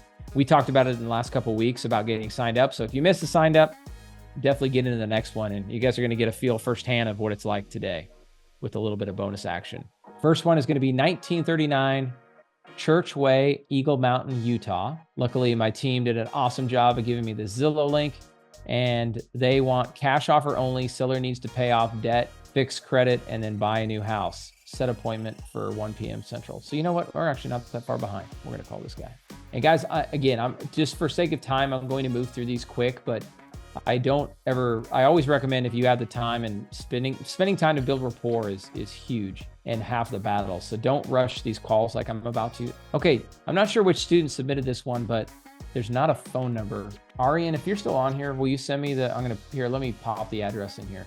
So guys, I've done no background on this. I'm literally just gonna go live and see if we can help. A couple of these ones, I got some good notes and I'll highlight that as we go into it. And I got this pulled up on Zillow for you guys if you want to. Hello. Oh, hey, this is Casey Gregerson. How are you? Hey, you got a quick chance to chat on the house there on Eagle Mountain? Are you the agent, right? Or are you the seller? I'm the agent. You're the agent. Okay. Okay, awesome. Thanks, Travis. So anyway, I got some quick notes from my team that did they talk to you yesterday about this one? Yeah, a little bit. And he's asking me about creative financing. And I said, my seller's not interested in that at all. Okay, definitely not. So is it, and then I saw the notes. It's just, so he literally needs all the cash to be able to pay off debt and buy a new house? That's what they want to do. They're not going to buy another house. They're trying to get out of debt. Got it. I just want to, and if this doesn't work for them, I'm totally good. I'm not going to push creative finance on you, but I just want to, there's some ways that we do it that other people don't, and it can still help them. Because you're listed at 509. How much do you owe? Or do you know how much they owe roughly, ballpark? Not off the top of my head, no. Okay. The reason I'm bringing this up is if we could give them enough cash to pay off their debt, sounds like they're not going to buy another house. But if we gave them the cash they needed to pay off the debt, there might be a way to put this one together. So are you going to stay on title? Is my seller going to stay on title? Yeah, we could do contract for deed or... Yeah, no, we're not interested in that. Okay. How come? We've already had 3 or 4 of those offers. My client's not interested in that. Okay, got it. I mean, yeah, and there's a lot of people pitching this, but we do it a little bit differently. But I mean, I understand if they've burned them out from these type of offers, I completely understand. Yeah, because it's just so hard to make a cash offer on this one. I don't think they're going to probably want to. I don't want to offend them. You know what I mean? On a cash offer. Nope. This is why it's tough, right? So like if I usually talk directly to sellers and I can kind of just figure out their situation and see if I can help, but without knowing a whole lot about the seller and their situation, it's kind of hard to troubleshoot because all I know is they're in debt, right? So I don't know how fast they're accumulating debt, and if they were to sell now and versus letting their... They're not in trouble with the house. They just want to sell it so they can pay off everything and then start fresh. Oh, okay. Gotcha. They don't like to have debt. Okay. They just want to be free and clear. Gotcha. So there's really just not a whole lot of motivation. So they're just going to let it sit if it sits, huh? They're not not in a rush. We want it sold, but we're not like going to jump at any offer that comes our way. Does that make sense? Yeah, for sure. That's why I didn't want to give you the lowball offer and offend you. Right. But anyway, oh man. Well, I guess, yeah, I don't want to push you. There's no chance of the creative offer. I guess maybe keep my... Stay close. There, we're considering one around, well, I don't want to give you a price. Just basically is like, if you got close, so then they may consider it. Because yes, they're tired of their commute back and forth to where this house is located. And they would like to be done before winter time. Oh, okay. So if we could get close to the purchase price, you're saying they might be open to seller financing? Is that what you're... No seller financing. Okay. But wait, sorry. When I told him, I said, we're not interested in doing seller financing because it's too much of a risk to have my client's name still on it when somebody else actually owns it. So if you were actually wanting to do a cash offer, then do a cash offer. Okay. Yeah, we're interested, but the cash offer would be a waste of your time. So I apologize. But yeah. Okay. Awesome. Thank you. Bye. So anyway, guys, that's how it goes. But either way, not a big deal. We just got to keep calling through. And as you see with me, like I'm going to ask the same question several different times because a lot of these people will say that, but then we almost cracked him at the end, I thought, for a second. Okay, let me explain this. Is the reason I kept asking is I wanted to understand why, right, without making him mad. And I've had so many of these calls, especially on Problems to Profits, where they just get, like, I got sworn at. If you guys go back to the episode, I think 1 or 2, the guy just started going off on me. But then he loosened up as I continued to talk. But like, yeah, I want to understand why sub 2. Sounds like they're worried about their name, right? So that's what I'm like, okay, well, I wanted to dive into, well, let's think about how this is structured and how we can be protected and all that. But anyway, I think that was a little bit tougher, but there'll be another one where I can push a little bit and overcome that. Okay, let's go with the next one. We'll just keep it moving. I could try to save that one, but I think let's move on. And thanks, Travis, for giving me the name. Okay, but anyway, that's a good lead, guys. Don't be at all discouraged about bringing those leads. Like there's going to be plenty of bad ones, so no worries. Here's the number I'm going to call right here for Michelle on this deal here in Ogden. It's got right here, so I'm going to call this one 801. Hello? Hey, Michelle, this is Casey Gregerson. You got a quick minute? I'm sure you're probably tied up, but I was just calling about that house in Ogden on Center Ave. Did I talk to you yesterday? Yes, you talked to my team or my assistant on this one. Oh, I was expecting your call at 11 and it's like 12:40. Yes, you're right. Sorry, we had a. Oh, good. If you want me to call back later, I'm sorry. I can go quick, but you tell me. Yeah, just go quick.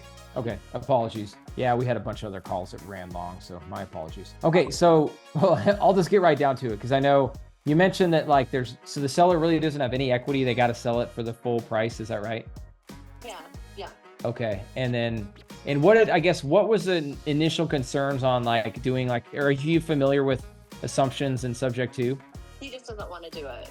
No, I mean, it's a VA loan. I know VAs are assumable, but then they take, part of that entitlements. Anyways, he just doesn't want to deal with that. Okay. No, understood. I mean, the majority of the people we work with, they just originally they don't understand it, and it seems confusing. When people give it a shot, it can be helpful.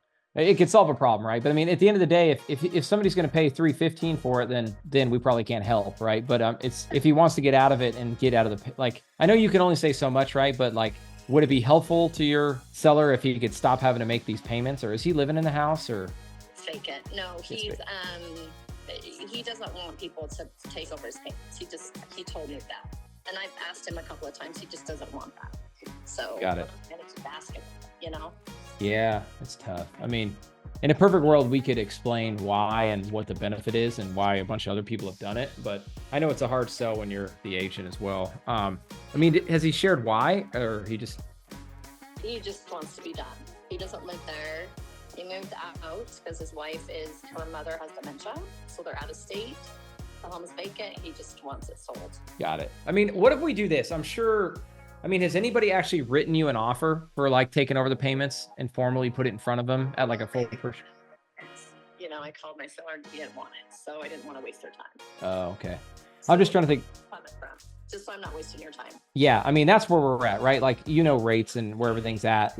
We can give you, because what we could do is we could potentially give him full asking price if we could take over the payments. And it just purely or I could give you a cash offer, but the cash offer is typically, people don't want that, right? They're I don't want to take a big haircut on the purchase price. So what's the cash offer? I mean, we're probably easy math is we're typically 70% of ARV, or that's what I figured. Got it. Roughly just ballpark what they owe? High 200s. Okay. Oh, wow. Okay. I mean, they're just breaking even. It's kind of a sad deal. Yeah. Oh man. So Michelle, these are the traditionally, personally. Yeah. I went in there, staged it, I cleaned it. I think it'll, compared to the other properties, I think it'll sell traditionally. So I don't have a problem, and we're willing to wait it out. Really? Okay. He's just going to keep covering the payments until, eventually he's going to be, he doesn't have a whole lot of equity, and he's got a loan payment. Yeah. I mean, he doesn't, they're living with their parents, and so they're not making a payment there. So it's not like they're making 2 payments, so they're fine. Yeah, Michelle, I'm just trying to, I feel like if we presented this, because is there a chance though that he might actually have to bring money to the closing table? So we're going to get full price, and he won't have to, because he can't bring money to closing. Okay. Yeah. I mean, have you guys had any offers? I see it's been on there for 36 days. Offers just price. Okay. He just wants to break even, because that's probably what it's going to happen. I mean, he bought it for $314,500. It's pretty sad. He's lived there for 2.5 years, right? Okay. And it's listed for $315,000. So that's a pretty sad deal. That's crazy, especially with the appreciation in Ogden. What's the reason? I really don't know. I mean, the VA appraiser, when they bought it, he should be fired. Oh, and then you've got the VA funding fee, which is usually $5,000 on top of that. So okay. They had to take through that when they were with their payments, and so that's kind of where they're at. So it's a VA. So I understand that there's a lot of concerns with us doing it subject to and staying in his name, right? We do it all the time, but I see where they're coming from. But if we just go through the assumption process, is it just the timing, or why? Because then his name won't be on it, and he doesn't want the deed to go into someone else's name. And I don't blame him. I wouldn't want that either. But after his name's off the loan, we're saying we assume the loan, he's completely off. We're accomplishing exactly what he wants, and then he's off we get the deed. You're assuming the loan? Yes, exactly. Okay, I didn't know that. Oh, yeah. Okay. No, for sure.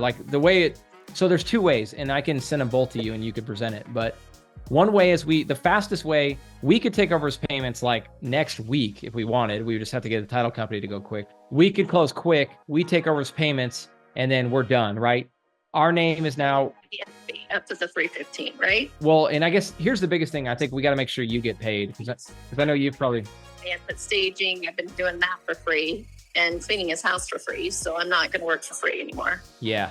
So that's what I'm thinking. If we could get you paid, okay, like let's say that, so I'm not represented. I'm not a broker or an agent. I'm just an investor. But if we just need to get paid get you paid, like what do you think would be fair for you to, I'm not going to hold you to this. I'm just running rough numbers. Because if he owes 290, does he owe roughly 296? Online, I could see about 296. So if he owes 296 and then we pay you, I mean, I'm not saying we could do this, but even at like 2.5 or like 2%, would you think 2% of that? Take the 2.5%. I'm worth more. Okay. So I charge free. Okay. Let's just run the math on that then and see if we can make it work. 296. Or we could let's just use easy math. Say it's 300,000. So you get 9,000. So that'd be 305 would be the total purchase. And yeah, so the way that would work is, yeah, again, and then you mentioned he's not planning to get any money and he doesn't want to bring, we would cover all the closing costs, right? Like he's not going to have to bring anything. Yeah. But his shouldn't be that much, right? I mean, the biggest thing is you. Okay. Yeah. So what I'm thinking is if we bring around roughly 10 grand of closing to pay you and pay everything else and take over the payments, this could work, right? I guess. So we'd have to just figure out assumption. We'd have to get a hold of his mortgage lender, and you'd have to obviously qualify with them. And what does it take, like a couple months to do that? So yeah, we'd have to get that figured out. So I'll have to get the information from his mortgage company, who it is, and then you guys can start the process if that's what you want to do. Perfect. Last thing I'll say, you ask him, right? If we go subject to, and the only difference between assumption and subject to is whether whose name stays on the mortgage, either way, we're going through a title company. Like this is done the right way. It's done, everything's recorded, right? It's just who's listed on the mortgage. If we can go faster if we do the sub 2, but as you mentioned, if we do the assumption, is that his biggest concern? He just still doesn't want to be listed. Okay. Well, either way.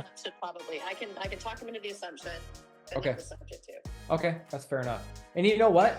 I mean, we could have a preliminary I'm kind of spitballing here, but if say that takes 2 or 3 months, well, either way, I mean, we could work something out if he's worried about his payments between now and then to help him. Okay. So maybe something over, kind of like an email body of, a summary of what we talked about, and then I can talk to him either today or tomorrow and see, where his head's at, and okay. to do that. Okay. And yes. then I'll get his mortgage company's information. Okay. So, all right. Sounds great. And then last thing is, I'm gonna send you this in an LOI form. It's like a 1-pager, and it's also got some. I think it'll be good for him to see that like we've got an actual, like we're a professional company and we're not just some random guy trying to buy a property with really good terms, right? So I'll share that with you, and then if you see anything on that though that you feel like would help present it better and make it easier for you, just let me know and I can make adjustments. Okay, did I talk to you yesterday? You actually talked to my assistant, yeah. Or we're working on a team together. What's his name? Hold on. We're actually like there's a team of like 10 of us, and we actually. Yes, I'm actually gonna go. Yeah, I'm Casey. I don't get the phone numbers. You know what? I'll text you with my name and our my teammate's name, and we'll go from there. Yeah. Okay. I think we might be able to do something. So unless we've got 2 showings, so unless something happens with these other 2, but I mean, it shows wonderfully. I don't know why I posted new pictures on there after I staged the whole thing. I don't know if you've seen them, but it looks wonderful. Okay. Yeah, it was Ernie. Sorry, my partner was Ernie. But yeah. That's fine. Okay. Sounds great. Well, thanks for giving us a chance on this one. All right. Okay. Bye. All right. There you guys go. If you're persistent and you keep bugging them long enough, you'll crack them.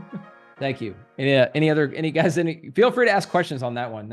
I did not think that one was going to crack either, but and I don't know what bulb, I guess the light bulb that came on for her was the assumption piece, right? Maybe she kept talking about the deed and like, well, if you sell us the house, the deed will change. And if you guys didn't track that, right?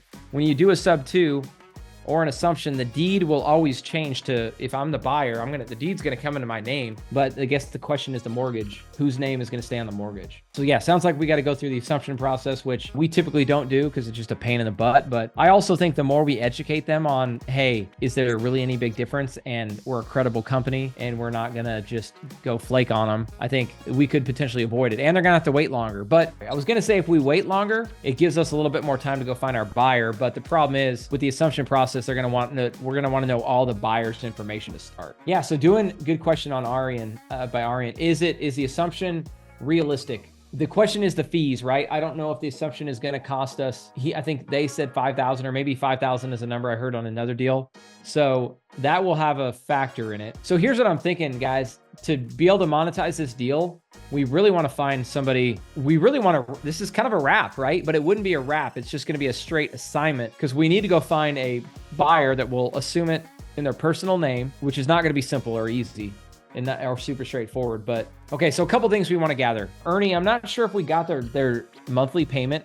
So we need to know their monthly payment. And then my thought would be, once we have this monthly payment, we could shoot this out to some agents. We can also maybe share it with some wholesalers. And really just circling back to the beginning of my call, we need to do some marketing around this, right? Maybe we go talk to some brokers, but it's going to take some hustle from the team to go, because I can almost guarantee there is a buyer out there that would be like $10,000 to get into this monthly payment. Did somebody I'm keeping up with the chat, but if let's say this guy's loan is like $297, guys, I'm just telling you, in Ogden, Utah, housing is not affordable. It is a hot market. So let's assume this guy's rate is $2,000 a month. It might be $3,000, but if a seller can get into a house and if it's really pretty much ready to go for 10 grand, people will do it all day. And then we're just going to get an assignment fee and we're going to be the middleman connector. So let me tell you this, guys. I've been doing Problems and Profits for 14 weeks now, and I've called a ton of agents. And that is the first time that I actually think this one can be put together. So very optimistic about this one. So any questions on this one, guys, about next steps?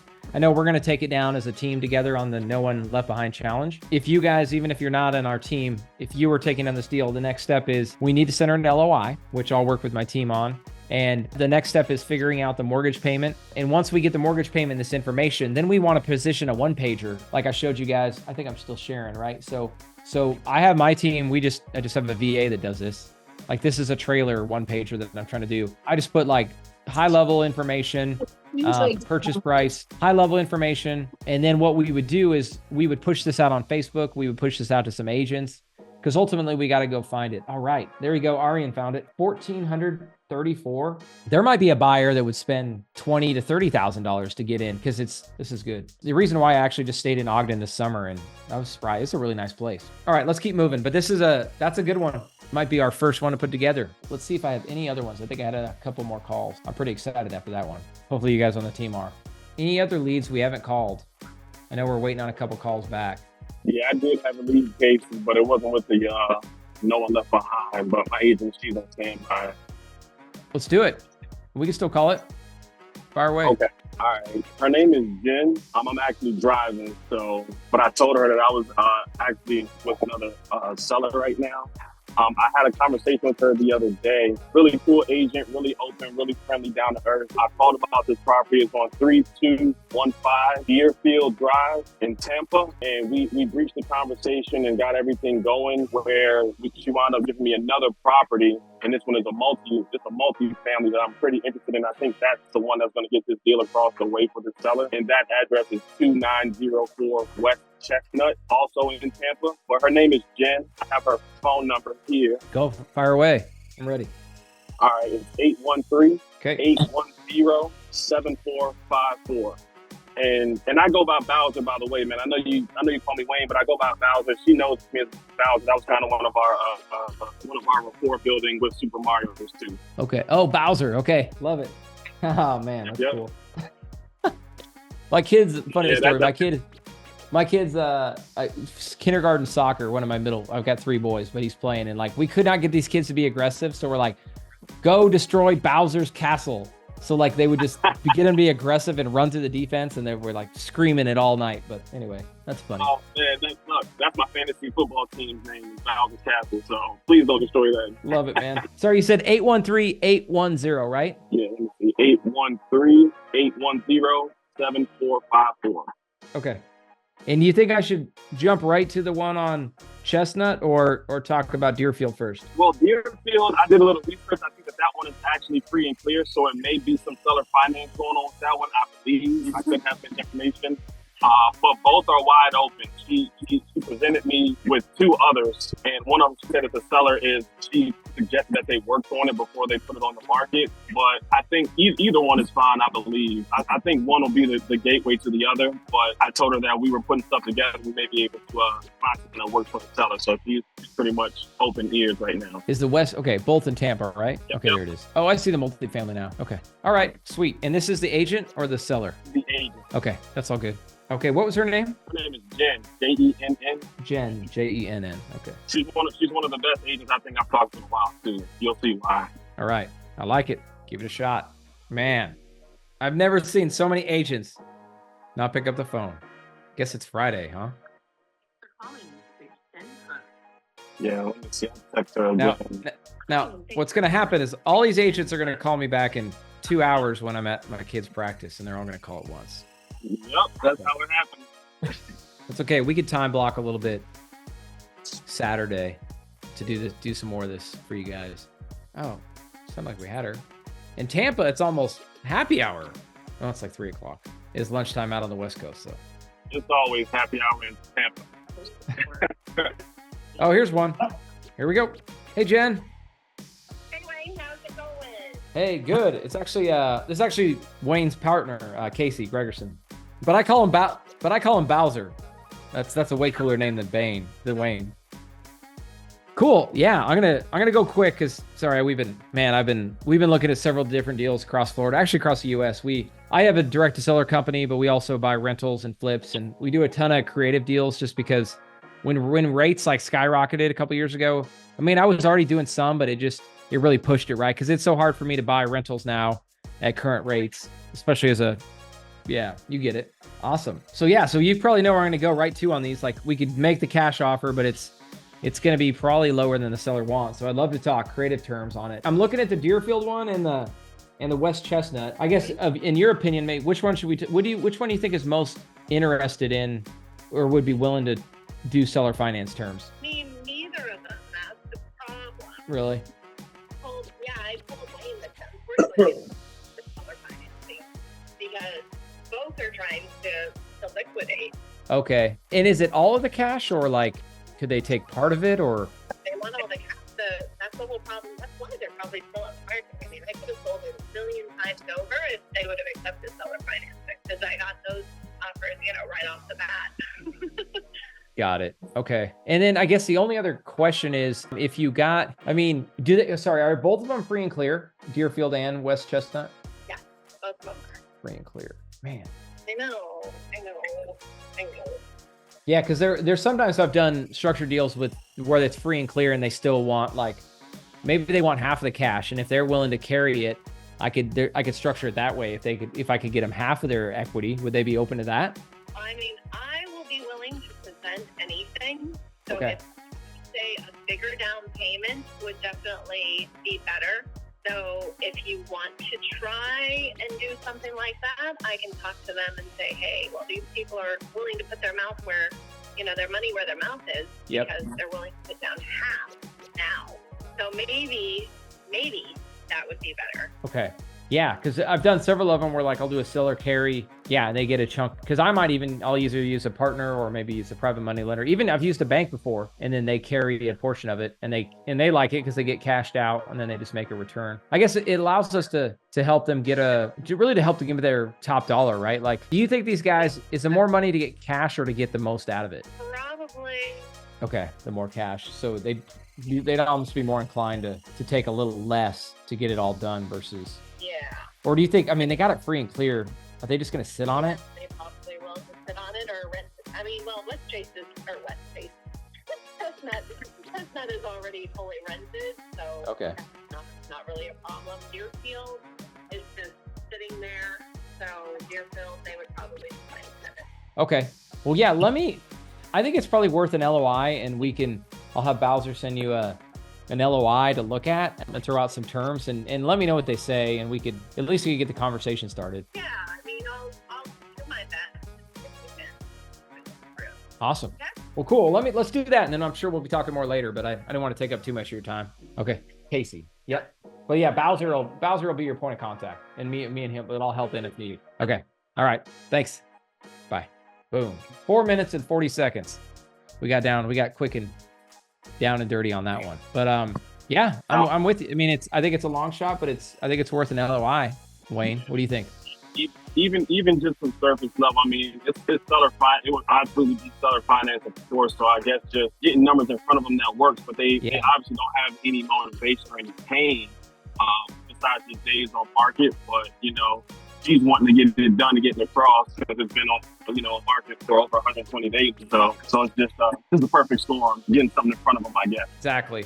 Yeah, and I would when you play with that LOI, go ahead and send me an email to it. We'll probably wrap up on here, but here's my email again if you didn't get it earlier. But send me an email and I'll get you set up on Voxer and help you with that LOI. If you need help, I'll give you the template. But I think I'd give them a couple options. Something with I might give them a full price offer with low money down, and then I would give them a lower offer with a big chunk down. And basically that's what Anthony's kind of getting at is the Morby method. So one way we could do it is we could go get a bank loan in first position and see if and maybe give them 50% down and then get them to carry the other half. And we could that's one good way to make it work. When it's free and clear, it gives you a lot of options with giving them some cash up front, right? Because then you could still give a first lien position to either a private money lender or the bank if you're tracking. Yeah, I definitely track, man. That's the thing. Just getting creative on these deals, man. I mean, I don't have a huge buyers list, and I need to do is get a property under contract and then turn around and can't, dispose over and everything. So that's kind of where I'm I just want to make sure that I'm at least looking at it properly and putting something that at least could work. And I know you did that Zoom a couple weeks ago with multifamily analyzation and stuff, so I wasn't really too sure how to look at this one. So perfect. Okay. Oh, no, I was just saying thanks, man. You bet. My pleasure. I'm going to try Derek again. Yeah, let me get back to Derek. Gotta remember which. All right, here we go. I know it's Derek because he's got the Salt Lake City number I called 6 times. Hello. Hey, Derek. It's Casey Gregerson. Hey, what's going on? Hey, doing well. Joel said he talked to you. Was it yesterday about the house in Salt Lake? Sure. Awesome. Joel told me your seller would potentially, because I assume you're the agent, right? Yes. Okay. Would you be, he mentioned you'd be open to terms on it, or the seller kind of was. I mean, I guess maybe, can you loop me in on previous conversations and then because I don't want to go pitch you on something and be out in left field. You guys are talking about subject to type of thing, right? Yeah, I mean, or I guess start it off with, do you rough? You don't have to tell me their balance, but roughly what do they owe on the house? Give or take $450,000. They owe about $450. Okay, and do you know their monthly payment? About $2,500. $2,500. Okay. Oh wow. So they must have a good rate. So yeah. So or something. Okay. Yeah. So that's what makes this one very appetizing for us. This is what we look for, right? So I buy rentals. I actually buy across Wyoming. I grew up in Wyoming, but we buy across just kind of the general region. Actually across the U.S. now, but the biggest thing is for us to make numbers work on these rentals. We got to have an affordable payment, and at $2,500, this one could potentially work. Has anybody made an offer about buying it subject to? No. Okay. So we'd be the first ones. So maybe just catch me up. How much did you guys, because I can roll this all out and kind of give you a formal offer, but I just wanted to see, do your buyers understand what subject to means? Yeah, I kind of went over it with them a little bit yesterday. Okay. Oh, you just did it after talking to Joel? Yes. Yeah, I've done another deal on subject to, not with you guys, with a different buyer on another listing that I had, and it worked out just fine. Oh, perfect. There we go. All right, Derek, that's music to my ears because, dude, half the battle most of these times is just getting an agent to wrap their head around what we're trying to do. But it sounds like you actually had a positive experience. Yeah, the sellers, they got their money, and as far as I know right now, their mortgage payment is still getting paid for. Got it. So here's kind of the last piece we need to kind of put together before we put together an offer is, okay, let's say we take over the loan at $450 and the payments at $2,500. The only hard part is to give them a bunch of cash up front, because that just kind of kills the number, or kills the deals for us, or kills it for us. Do they need all their, because they got a little bit of equity, right, between your list price and $450, because they're listed at $575.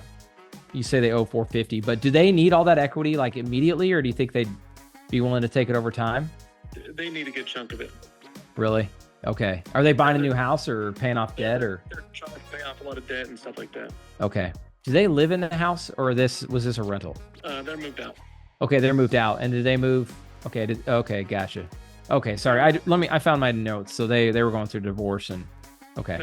They're renting now, and they are selling that house to pay off debts. So here's kind of the crux of it, right? And You know what? I mean, Derek, do you think they'd be open to a three-way call? Because the reason I ask is I want to put together something that's a win-win for not only us, but them, right? And helps them out. But it's really playing with several numbers, right? We could play with the purchase price. We could play with the amount of money we give them up front. And then we can kind of, if we need to make a monthly payment to them, that's another variable. But it's kind of hard. Like I can throw stuff together, but it's kind of hard. I don't want to do a shot in the dark. You know what I mean? Would you be open if we just me and you, and I don't know if I have to get both husband and wife or whoever you recommend, and just kind of talk through a couple options? I think it would save a lot of back and forth and writing up offers and wasting time, if we just get on three-way. I got a pretty good feel on where they're thinking on this. Okay. What are you thinking that you potentially want to do, and kind of give you an idea. Okay, that's perfect. So, okay, I'm back. Sorry about that. So yeah, so what I would say is like, okay, we can give you retail price, right? Like you're listed, like I could get to your 575 number, but to do that, I would basically be no money down. This is without me seeing it, right? But I'm looking at the pictures and the house looks really nice. Looks like really nice finishes, or at least you guys had a good photographer. You guys did a good job. So like we could get them kind of their full asking, but like if we're doing that, then it would be like low or no money. Like, okay, so I've done a lot of deals like this where we'll give the seller, or honestly, more time than not, they don't really get much money down, but we pay the agent, right? Because I never want you to not get paid on this deal because you've obviously put in some work. So we would basically pay the agent's commission, take over the payment, and then I would say within, say, 3 or 5 or however many years, we would pay them the remainder of their equity. So that would be the difference between 575 and 450. So that's 125,000 we would pay off in say 3 or 5 years. So that could be option one. Option two could be we give them 10 or 15 or 20,000 down and then we pay it off over time. And then, yeah, but we might want to adjust the price down slightly, right? Because I got to make some money either by buying it at a discount or by getting in with a low amount down. Because then if I do that, I'm going to turn around and rent it, right? And as long as I can make a little bit of cash flow per month, that's how we make money. Does that make sense? You get it, right? So of those two options, what do you think we'd be more inclined for? Well, so your option of, you're trying to say you pay off realtor fees, but then they don't get anything right now. Not now. They would get the rest in, and we could play with that, right? If they, I don't know. I've done a lot of these deals. We just did one with a couple months ago. It was right on the other side of Utah in western Wyoming. Yeah, they were just happy because they were going through the divorce. They knew that eventually they just wanted to be done with it and be clean, kind of have a clean cut. And we're basically in 3 years, we're going to pay them the remaining balance. So they'll get a payday down the road. Sure. But they got full price. So they loved it because they're like, you know what? We get this done. We don't have to take a discount to sell it, to fire sell it. You know what I mean? They got full price. This is why they did it. Sure. Did you give them any kind of monthly payment in the interim? Yeah, that's an option. I just need to look at, let me ask you, I haven't finished up all my comp research, but what do you think this thing would rent for in this area? I have not even actually ran it. I have no idea. Got it. I'd have to look it up myself, but that's my only concern, right? Is just the payment is a little higher. You said $2,500 and that's PITI, right? Taxes and insurance included? Yes. Okay. Yeah. I mean, there's a chance that I could do a couple $100. I'm not gonna be able to put a huge dent in this, but yeah, I would be open if that, let's say if I could get low money down and make them a monthly payment. Yeah, we could definitely look at that. Okay. Well, I could talk it over with the seller. Okay. However, as that is, I'm going to guess it's probably going to be a no as of right now. Okay. If there was going to be a decent offer, even if the offer was a little bit lower than our purchase price, and if it was, they do have a solar loan as well. They have the solar panels on there, and there's a loan on the solar panels. Okay. And so they have that needs to be taken care of as well. And I think there's a $30,000 balance on that. Ooh. Which might be a deal killer. But it could be assumable. So that's transferable if somebody wants to pick that up. However, we've only been on the market for 2 weeks. So it's not like we've been on the market 14 days, which in some markets, it's a long time. In this market now, it's not really that long time. Yeah. Right now, our average days on market is over 30 days. So we're not even halfway to the average days on market yet. Yep. So they're not super desperate. Just take the first thing that comes available or take something. They're kind of like, well, hey, if we're going to get a low ball or something that's not that great of a deal, then we're just going to stay on the market and wait for something better. And I was like, yeah, I totally understand. And so that being said, they would love to work with you and see if I mean, if you want to buy a house, they want to sell a house, right? And they'd love to make a deal if we can make a deal. But with everything left, like the loan stays in their name, they understand that. Yes, you guys are making those loan payments, but there's still the risk that the loan is still in their name. And if they're selling and they're not getting any cash now, then what's the benefit for them? There's almost none. I mean, like, yes, the payments are gone, Yeah. but they don't get any cash. So for them, they're like, okay, if I'm not going to get any cash, let's just sit on the market for at least a few more weeks or maybe another month and see what happens. Yeah. I know that's exactly what he's going to say. I kind of hate to be the guy of like, we don't want to make anything work. I want to make something work, but there's got to be something more advantageous for them in that deal. Yeah. Okay. No, I appreciate it, man. I would much rather you tell me the obstacles now to troubleshoot it rather than come back to me and be like, hey, I tried. Sorry. Thanks, but no thanks. So no, it's good.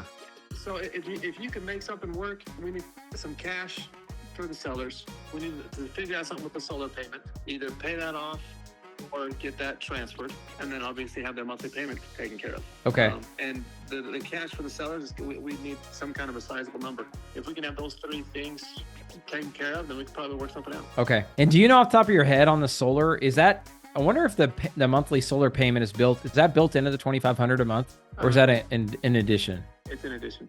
Oh, so I see what you mean. And you think it's about 30,000, or do you know what they owe on it? I don't know the exact amount they owe on it, but I was talking with them, and I think the monthly payment on it's like $100, which is way better than they're saving a good chunk versus what the power payment was. Yeah. The power bill was significantly more than that. I think they're saving like 30 or 40% versus their power bill. Yeah. Which is nice, and you could use that in your rental pitch to a potential tenant. Yeah. So it adds a little bit of value there. Anyway, that's where we're at. Yeah, I agree. Well, we would definitely, I think you hit it on the head earlier. We would want to assume it. So, or just figure out what it would look like for us to take over those payments. Cause yeah, that's just going to make us further apart if we got to go pay off a big solar bill. But I would assume that there's got to be a way. I mean, just like it's the same thing with a house, right? We're assuming the loan will take over that liability too, if you're open to it. But I see, does that make sense? But I think the biggest thing we got to overcome is a little bit of a money down to make sure it makes sense for them to make a move. Yes. Okay. Yeah. Let me go back to looking at that. If you want to, can you look up and figure out their monthly payment for the solar and the solar payment? Yeah. The monthly payment and the total balance. Yeah. Let me see if I can find out those numbers, and then I will text it to you. Okay. And then let me go back to the drawing board and see about a down payment. But sounds like in your opinion, they would rather take more money down and a little less on the back end, and not like dollar for dollar, but like say we give them 25,000 down up front, but then they reduce the purchase price. You think they'd rather do that rather than getting a full purchase price and we only put 5,000 down?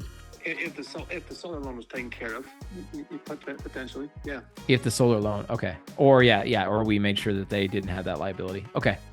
So sounds like, go ahead.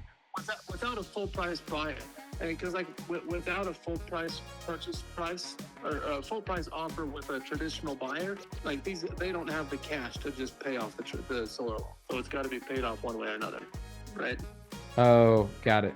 Or transferred. Or transferred. Okay. Yeah. Okay, cool. Yeah. Let me know those numbers, then we can play with that. And if it's okay, maybe the next time we chat, we could just get on a quick 3-way, but at least I'll come prepared with a little bit more to share with them. We can see if we can put something together. Sure. Okay. Awesome, Derek. Well, man, I appreciate all the transparency on this one. We'll see if we can make something happen. Yeah. All right. Thanks, dude. Okay. See ya. Bye. Solar. There we go. I love it. Oriana, the bunnies. We found the solar bunny on that one. So yeah, we just got it, guys. The biggest question I have on that one is the market. What will it tell us, right? Like it's Salt Lake City, right? It's a nice house. It's not moving. But yeah, I agree with Arian. I think this is something we could put together. Just the question is how much down. And again, they're always going to have posture. I always talk about posture, right? When I mean posture is like, they're going to sit up and say, hey, we could sit on the market. We don't care if we sit, and we want a bunch of money down, right? But once you see something on paper, people will back off maybe back down is the right word. So I think this is another one we should put together an LOI for. And I know you guys have been using an LOI blaster. What I do is my next step is like, I send them something with like my company. I'll show you guys really quick and then we can wrap up the call just so you guys could see it. I've shown it quite a few times on this weekly Zoom. It's gonna be quick question for you too, brother. Go for it. Hey man, I know you're probably getting ready to wrap up soon, but do you have time for maybe one more call, man? I got a seller. I've been working this lead for a couple months, and time has pretty much beat her up. and she's Yeah. thinking about dropping the agent from her listing, but I've never dealt with that before. You bet. Yeah, man, let's do it. I Okay, appreciate well, your persistence. Absolutely, man. I'll wait for you to finish up what you're doing right now, and then I'll go ahead and get that over for you. Yeah, and while I'm doing this, can you send me a link in the chat to the Zillow link to the property so I can kind of pull it up, and kind of that helps me get my bearings around the property the quickest. Sure, no problem, man. I'll do that right now.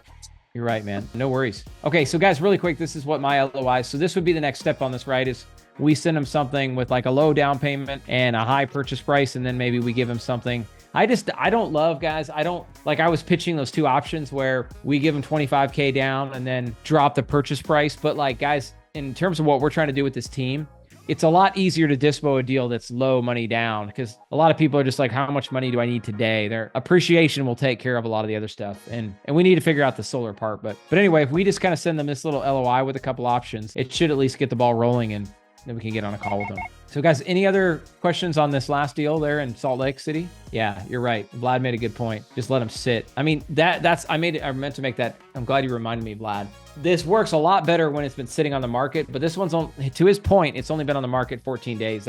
But no offers. So, I mean, if you haven't had an offer in 14 days, typically you're not going to get one unless you drop price. So time could be our friend. And guys, the other thing is heading into the winter, at least up north in these areas, tend to sit. Oh, and we're about to head into the holiday season, and that's like the most dead part of the year. So that could definitely work in our favor. Yeah, good point. Co-living. Yeah, I think this is a great, I think both these, the one in Ogden and the one in Salt Lake, they're right next to each other. Ogden's basically a suburb. I think that they're great wraps, because I think there's got to be so many people in that market that can't qualify right now because house prices have gone up so much. So I think this is one we could do. I like it. Okay. Yeah, let's do yours. Let's do this next one. We're ready to give it a call. I'm surprised sub 2. We've been on here for 3.5 hours. Starting to feel like pace. Yeah, I'm surprised I haven't kicked this yet. But no, Casey, so I'm actually on my phone. So I can't get the link for it. That's okay. In Zillow. I got the address for you if you're ready for it. Yeah, I'll just type it right in. Go for it. All right, it's 5457 72nd Avenue North. Pinellas Park? Pinellas Park, yes, sir. Okay, Florida. Got it. So here's the thing, man. I actually met this seller through the agent, right? I met this seller through the agent. We've been in contact with each other for a few months now. Property's been sitting for a little bit. I just did a follow-up just last Friday. You always talk about follow-up. I waited 2 months. I told him I wouldn't be good, but she wanted too much down to do something creative. She's got a 3% FHA loan on it, and she owes about $240, and her PITI is around $1,900. Market rent is going for around $2,500 to $2,600. So the thing is, the agent, I've educated both she and the agent on how to do a deal like this. This is a hybrid, of course, because she still wanted to keep some of that equity baked in order to do this deal. She wanted 50 grand down initially, but now she's dropped down significantly. The conversation I've had with her, she's like, hey, I'm by myself now. I really need to take care of myself. And I'm considering dropping, AJ is the agent on the deal. I'm considering dropping AJ. But like I said, I've never dealt with the situation of actually dropping an agent from a listing, but she's just trying to maximize the most money that she can get for her situation, because she has since had to move back into the property, and she's thinking about renting the other room out right now. Basically, she got the contract was due to expire October 6th. When I followed up Friday, they extended it another month just in case I was able to put something together. So right now they're in the middle of like, hey, well, let's see if Bowser can put something together. And Nicole, the seller's name is Nicole. I'm direct to her. I'm also direct to the agent. So it's a little bit, I don't want to lose the relationship I've built with the agent, but the seller trusts in what we got going on. So it's like, hey, well, if we can do something, I don't know how to navigate, man. So I told her I'd probably try to get my partner to give her some sound advice. But now she's dropped down to receiving 30 grand down. I've even talked to her even down to, hey, if we can get even to 20 grand down and we figure out a way to get you, another 5 grand in 6 months, and another 5 grand in another 6 months, and then with no payments for 5 to 7 years for the remaining portion of the equity. Man, it's been getting super creative, but she's super intelligent. She's super smart, and just trying to work it out for her, because it's been on market for almost a year now, but she's open and ready to do something. You bet. What does she owe on it? She owes just under 240. Yeah, when I talked to her a couple of months ago, it was just at 240. Sweet. And then sorry, Zillow's not showing what was she asking for it total? They just did a price drop down to 290 last week. Okay, so not a ton of equity anyway. Yeah, not a ton at all. Okay.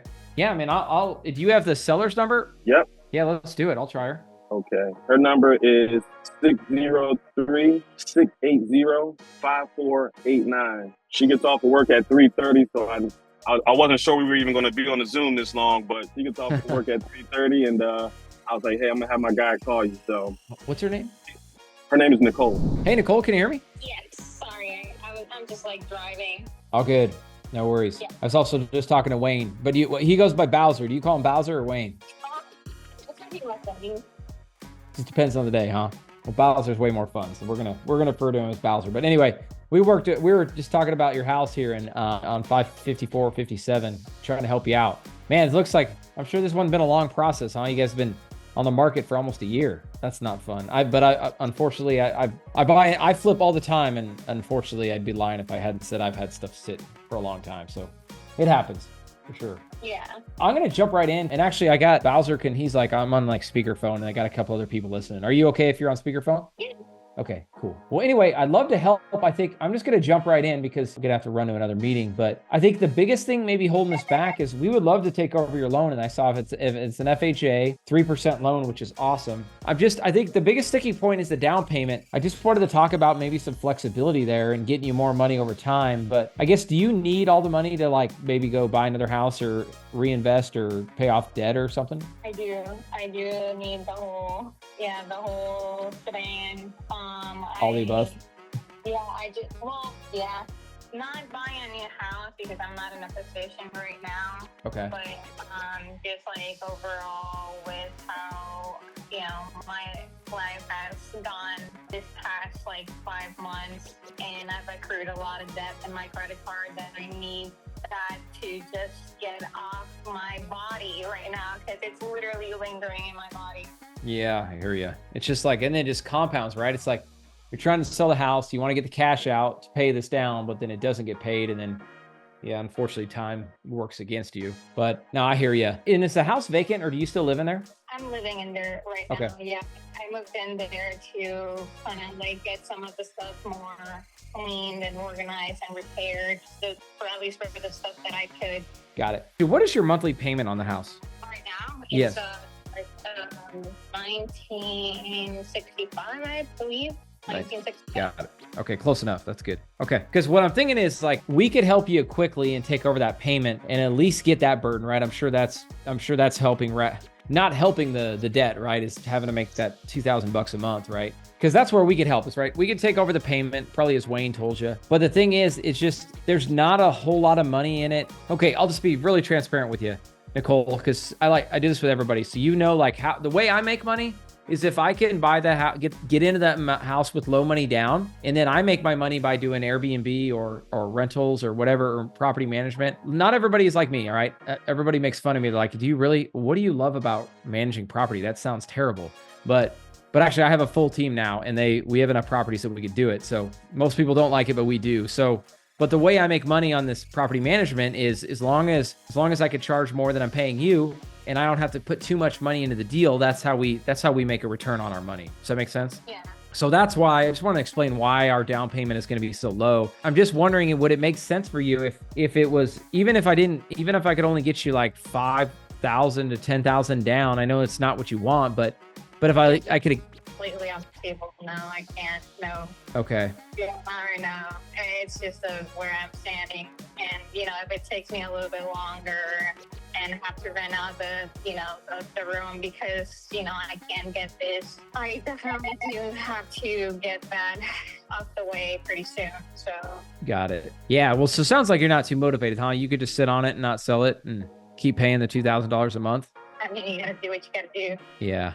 No, I hear you. And hope I'm just trying to be helpful and provide a solution. Because like I know I can't get you your. If it's not mean to being mean or rude, then I'm just really going through it right now. But if it's like we are gonna keep going low in this area, I really appreciate Wayne and all he's done and all he's like reaching out. But like this is something that was starting to be negotiated at 50 grand originally, just because of my situation is now going down lower, and I just don't feel comfortable at that price. I really don't feel good right now with you offering that low, just going that low on me right now. Understood.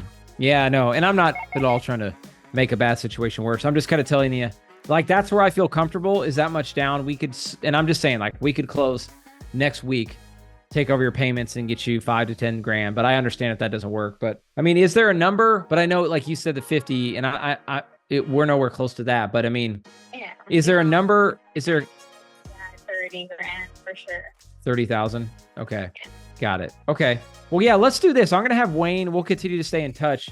Sounds like we're just got a little gap between we're at 5,000, you're at 30, but who knows? Maybe things will change. 30, 25 or whatever, 25 or 10, but I mean, I don't Yeah. want to or anything, but it's kind of No, I get you. And just sorry to, back low, you know, especially when I communicated to Wayne a couple of times that, you know, I do need that down payment to be, you know, as not, I mean, I'm trying to work out with him too, because, you know, that was originally what I was working on, you know, a couple of months ago with him. So, you know, Yeah. it's kind of out there that it's now trying to be negotiated a little bit lower than 30 grand, but yeah. yeah. And sorry, and to clarify, so like I'm very conservative, right? And I've done a lot of deals and I've lost money on a lot of deals and I've learned to be careful, right? But you know what? There's a chance, like I'm going to let Wayne know what we chatted about, but I think Wayne can pay you a little bit more, but I just wanted to I told Wayne I'd give you a call to figure out if there was any other creative solutions, but there's a chance Wayne can get you closer to 30. And if that's the case, then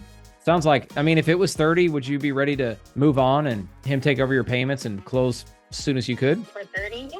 Okay. Okay, got it. Okay, let me share that with him. And but yeah, I just wanted to let you know where we were at. And yeah, I'd love to help you, but yeah, there's typically people who could pay more than us. So I didn't mean to offend you, but I do appreciate your time a ton, Nicole. It's like everybody's going through their individual stuff, but that just was just like, you know, Yeah. I was going to be irritating them to make them call. That would be easing me, but Yeah, can't. I hear you. Pay, so. I hear you.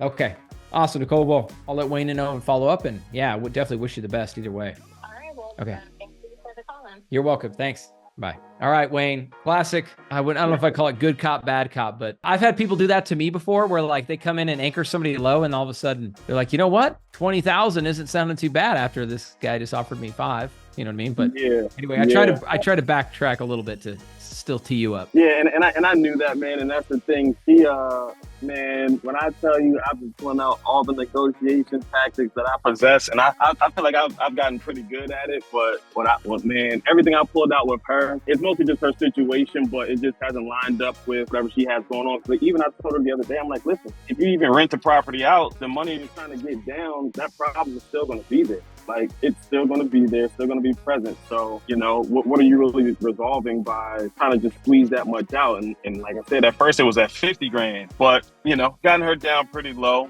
But, you know, I'll still follow up with her and see if, because she's thinking about going ahead and doing something like renting it out this weekend. So hopefully that good cop, bad cop did work and she'll soften up a little bit. But that was the thing, just trying to figure out how to navigate between, even if she wanted to drop her agent. Does that have to be in writing, or how does that go? Because I don't want to suggest it, but I also don't want to lose that relationship, you know? Yeah, and sorry I didn't push harder there.